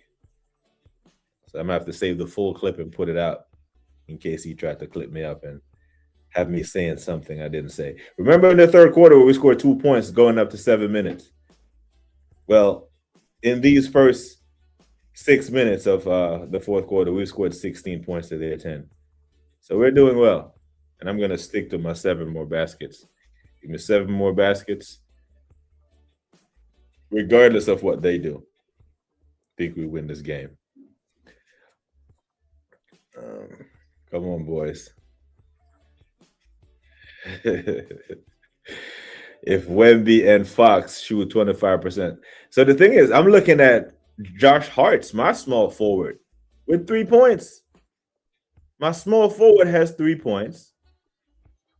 Yeah? My shooting guard has 7 points. So 2 of my starters are combined for 10 points, and we're leading by 6 in San Antonio. That's what I'm saying. Captain Clutch, he's averaging 25. I'm saying he's going to give me his 25. Cat's giving me 18. Cat is doing what I'm expecting for Cat. But OG needs to improve. 25%. Josh Hart is shooting 20%. 20. 2-0. That's bad. Your small forward is shooting 20%. It's not good.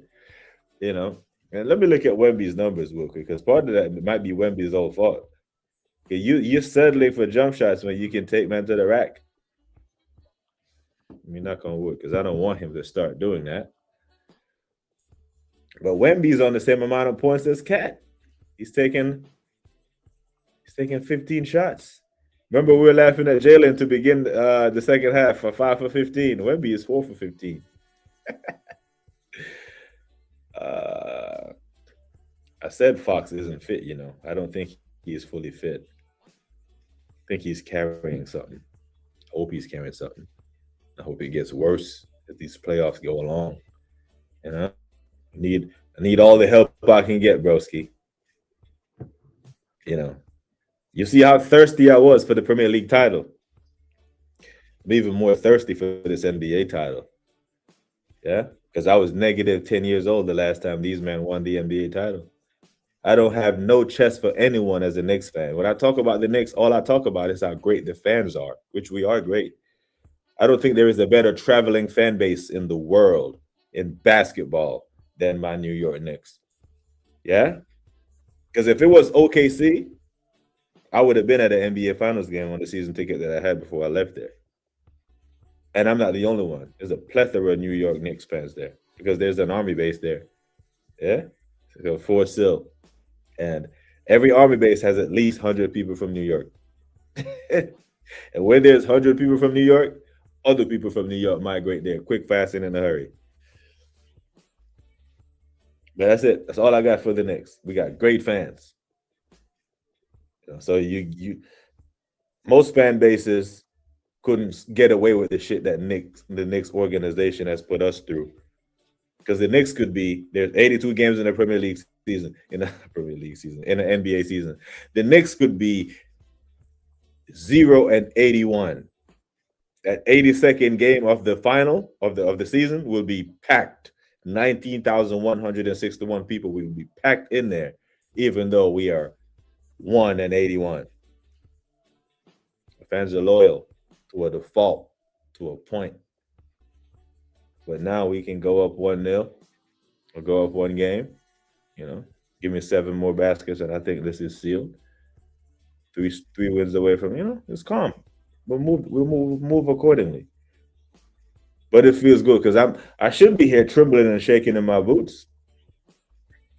With the big bad Spurs on their home ground, just beat the champions to knock them off. But I'm not.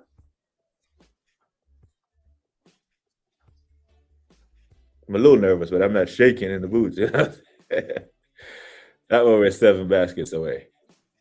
We have we have an attention seeker running onto the court. They should whoop his ass. That's why they keep doing it. Beat his ass or her, whoever that was. Beat their ass for running onto the court. Oh, another basket. So give me 6 more baskets, and this game is ours. Counting down. Count with me now. Count with me. We're counting down. If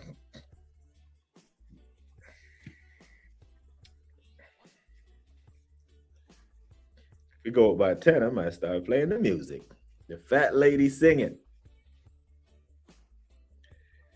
Come on, Knickerbockers.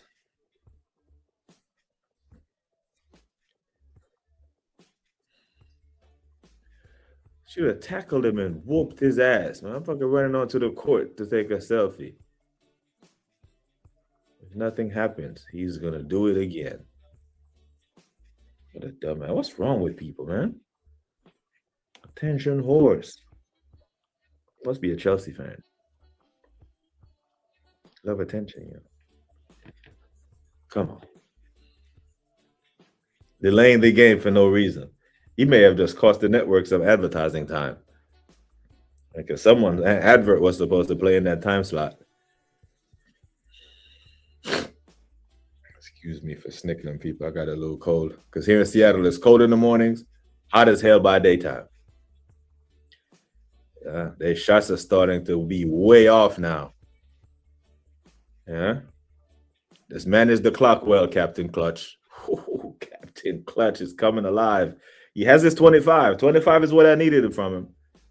You know, but my man Josh Hart is still on 3 points. NBA Finals games. I'm my small forward. Emphasis on small. Because man is a whole foot shorter than Wembenyama. 6'5", 7'5". Yeah. That's a big shot, you know. That is a big shot from San Antonio. I'm still here, Suge. I'm still here. You just hit a big shot. You needed that 3. You needed all 3 of those. I think we get 6 more baskets. This is ours. I'm counting down. For fuck's sake, just saw the score. Only benefit, I'm going to the room soon. I need this, Suge. I need this first win because I'm hearing that we're getting swept. And you can put your brooms away if the boys hold on here for the next 4 minutes and 48 seconds, which I trust that we can. Come on, boys. Let's make Suge mad, but don't make him upset. I do not want to be on the wrong side of Suge. If y'all see what he does to Shane Guna and Aaron Tark's Arsenal, do not want to be on the receiving end of that abuse. You know what I'm saying? I don't want to be told that I spit on hot dogs before I eat them. That type of shit. Come on, boys. Give me 6 more baskets, please. Just run your offense efficiently and give me 6 more. Give me 12 points. This game is ours. For sure, for sure. Like the ball movement. Josh Hart. Nothing. Go to the basket, man. Go to the basket. God damn, Bridges. Nothing. 7 points from Bridges, you know.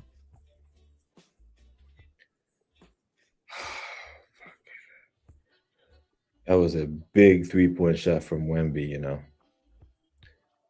Don't want him starting to hit threes out here. But Mikal Bridges, brother.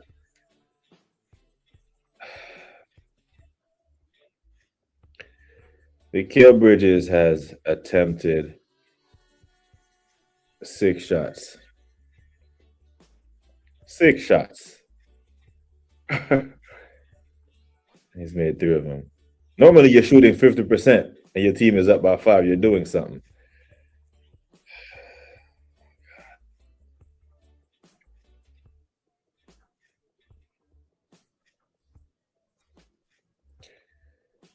Timeout. 4 minutes on the clock. Still a 5-point game. I don't. This is what Suge tells Aaron and you know what Suge says in his super chat to Shane. It's not just the super, it's abuse. Yeah, I don't want to be on the receiving end of that. That's why I don't want me and Suge to have any issues. We're still good, bro. You know what I'm saying? We're still good. 4 minutes. 4 minutes away from a game 1 win. And then I can text all the San Antonio Spurs fans and just tell them, put your brooms away. Yeah? And if, shit, man. That's a foul? I didn't know they called a foul on that. Shit. Okay, 4-point game, y'all. Half-court offense. They're going to tighten up here. It's going to be a mad defense down the stretch. Yeah, I wouldn't put Mikal Bridges. You got to sit this one out, bro. You've played 25 minutes and you have 7 fucking points. Like, come on. You have to do better. 3 minutes and 45. Oh, shit. Come on. We can't rebound. We need to stop. Stop.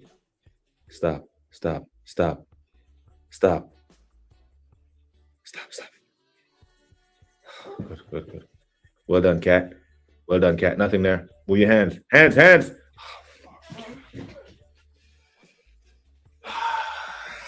Oh, we're in trouble here. Big up Gianni. Hey, Knicks in 6. If we get this one, we're up by 6 and 2-point game now. Fuck me, man. So if we needed 6 more baskets, there might not be 6 more baskets made in this game total.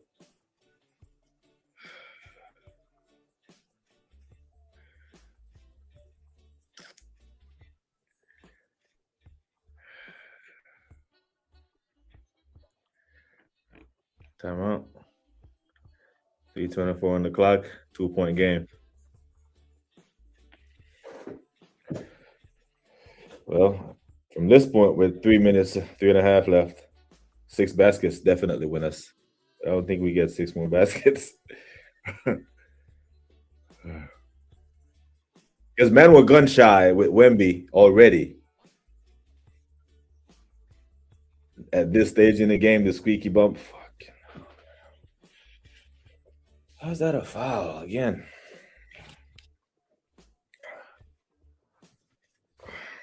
It's about to be a tie game, y'all. They're hitting free throws.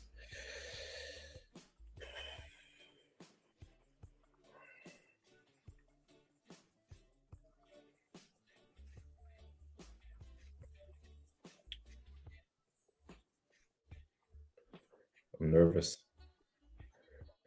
1-point game under 3 minutes. I'm nervous. Our attack is, our offense, our half-court offense is looking kind of janky.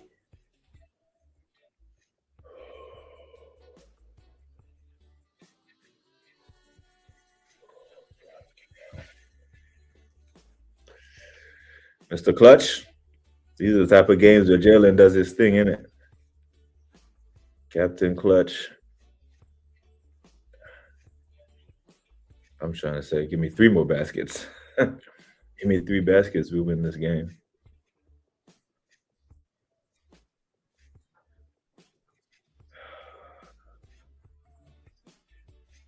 There's a level of stress that comes when your team is good, you know. You know, when your team is in a title race of a Premier League for 4 years running or 3.5, if we don't count last year, and you're so invested and the season drags out, it's draining, you know. Now I have to do it with my basketball team for 5, 6 more games. 2 minutes in an NBA game is the longest 2 minutes in all of sports.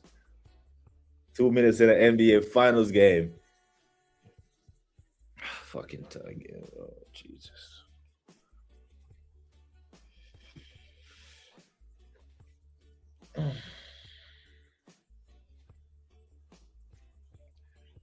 Our attacker's going cold. They're about to go ahead on free throws. Oh, man, this is going to hurt.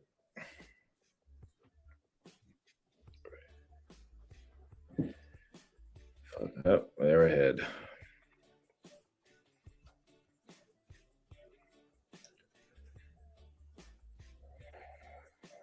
Oh, we're not going to go out on a whimper, man.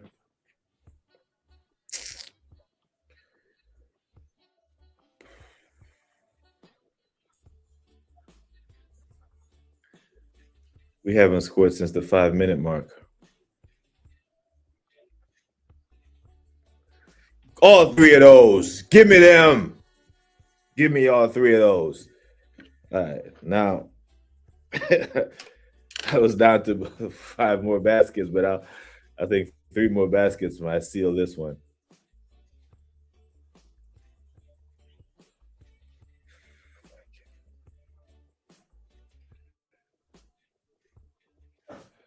Woo! Sweaty palms. Palms are sweaty. Need this game 1. It's very important. I know later ESPN is going to give us this stat of what the win rate is for a team that wins game 1 of the NBA Finals. And then they'll dig deeper. They'll layer it about teams that win game 1 of the NBA Finals on the road. You know, they have that Elias Sports Bureau. They have interns who come up with all the cool stats You know, I'm gonna have to pay for the Chat GPT version of that software that gives you all these cool stats for a sports broadcast whenever the channel warrants it. But from now, it's just watching vibes because I'd rather learn from the chat anyway than from fucking a data center somewhere.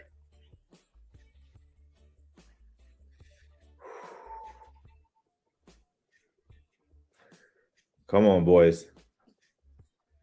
The timeout. Timeout. But that is a big three from OG Ananobi, man.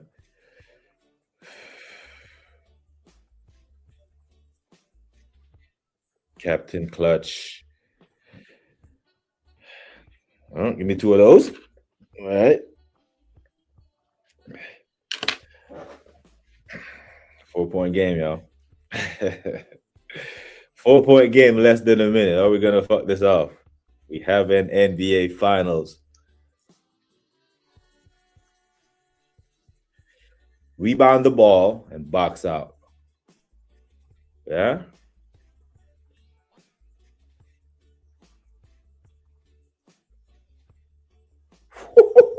We're winning. Shit. We're gonna do them. We're gonna do them. We're gonna stick a fork in them. I want to tell you, man. I want to tell you, Spurs, man. Put your brooms away. Slap buttons everywhere. Because we're going to win this thing, man. OG with the miss. Mikal Bridges out there making himself somewhat useful with the pass to the corner to that same spot that Champagne was throwing up threes and just looking back like he just parted the waters like the Red Sea, like he's Moses or something. Yeah. Wemby trying to hype up the crowd for the Mikal Bridges free throws. He swooshes them. 5-6 point lead. 29 seconds remaining. Like I told you, the last 2 minutes of an NBA game are the longest 2 minutes in the history of sports. It can take 30 minutes to play the last 2 minutes of an NBA game. Not today, because we're doing our business. We're doing our bits. Call timeout, Mitch. Call timeout, Mitch. Proud of the boys tonight. Wow, I am. That third quarter, we started scoring 2 points and they were up by 13. I was a little worried. Josh Hart with the defense. And this is why he's on the pitch, you know. This is why he's on the court. Because he may only give us 3 points. But that brother there, his defense is impregnable. And he's just ferocious. I want your heart. I want to eat your children. Praise be to Allah. But he still only has 3 points. He still only has 3 points. We are up 8 with 20 seconds left. This is a win. Wemby bricking it. OG with the rebound and the push. We're winning it. You know who we are. The New York Knickerbockers. We're out here. We're in these streets. Yeah? I got 100 clips. I'm from New York.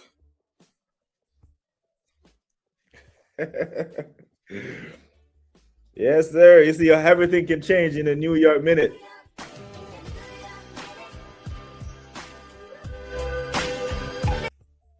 Everything can change, just like it can change game 2. But the pressure was on them. Apply a little bit of pressure in the third quarter. Keep turning the screw in the fourth. This is what happens. Now more pressure is on them for game 2. You lock in and you force them to make mistakes. Force them to not trust themselves. Force them to jack up a whole bunch of threes and that. Now, that could be a dangerous game because they could make them.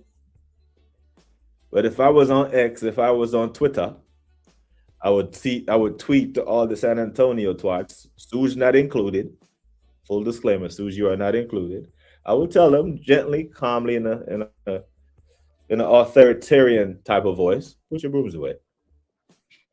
You won't be needing those. Matter of fact, give the broom to me.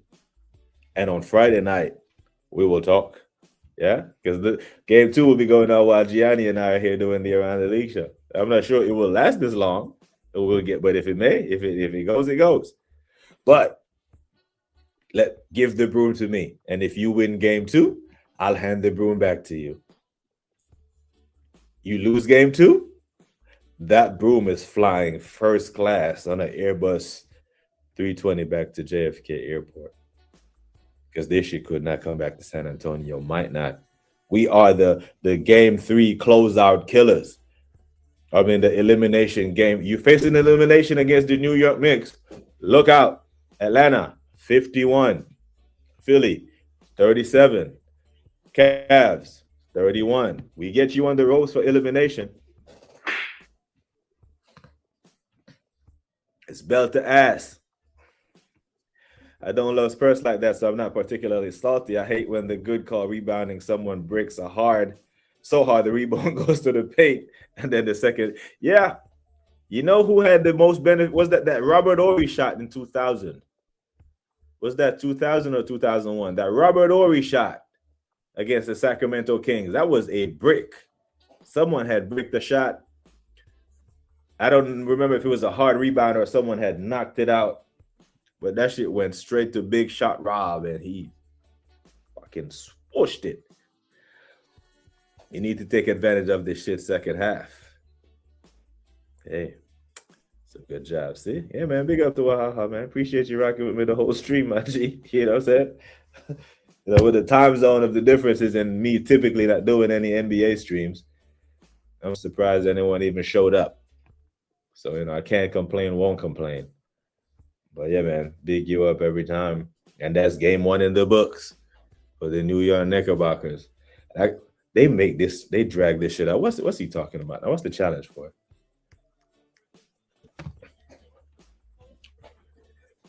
Yeah, but yeah, we got him. This one is in the books. Yeah, man. Yeah, man. Big you up, man, G. Big you up, man. I'll see you at Views' chat tomorrow. I won't be online tomorrow unless I'm streaming with someone. Maybe if Sammy calls me for a stream, I'll go on. But I'm going to be buzzing from this. I'm going to wear this shit and this hat everywhere for these playoffs. You know, I can't go on Amazon and order anything. Listen, we're about to win this game by 10. Oh, we about to win this game by 10 when my starting small forward is on 3 goddamn points. And my shooting guard is still in single digit on 9 points. Because Mr. Brunson, Mr. Clutch, what a guy, man. What a guy. Can the basketball world and that CO Draymond Green put some respect on these New York Knicks? You know what I'm saying? We're making these men look average. We're making these men look like they're human when the world champs. The world champion Oklahoma City Thunder couldn't do this to them. We're out here making them work. Now I expect this level of mentality to lock in for game 2. Because if we win game 2, goddammit, I am getting so giddy. I wasn't willing to call the Premier League race when we were leading by 9 points for good reason. But we go up game 2 of this, man. That's essentially like a 9-point lead with a couple games to play for. Because we're going back. The New York Knicks will not let these men lose both games when we go to the Garden. So we win both of these games, we're winning the series. We ain't going to be the team that make these men come back from 3-0 down, 3-1 down. That ain't going to happen. All the energy that these men had in the first quarter, they were giving it a whole lot. Their inexperience showed, and they tired in the end. Because we're beating you with, I'm looking at these scores, blood. Josh Hart, 3 points. Mitchell Robinson with the broken hand, only 13 minutes and 2 points. But 2 of my starters are in single digits and we win the game by 10. Tell me we're not a good team. Tell me it's all emotion. Tell me it's all no. We're a good team. No one who knows me, who knows I'm a Knicks fan, has ever seen this type of chess from me anywhere. But here it is. We're winning. We're winning, guys. 1-0 to the Knicks. Up game 1. Big up to every one of you. I don't think our numbers got even over 10 tonight, but somehow we racked up quite a bit of views. So guys been popping in and popping out. Love for that, people. And I will be back on Friday with Broski. That's Gianni. Like I always say, people, take care of yourselves and each other. Until next time, we are gone.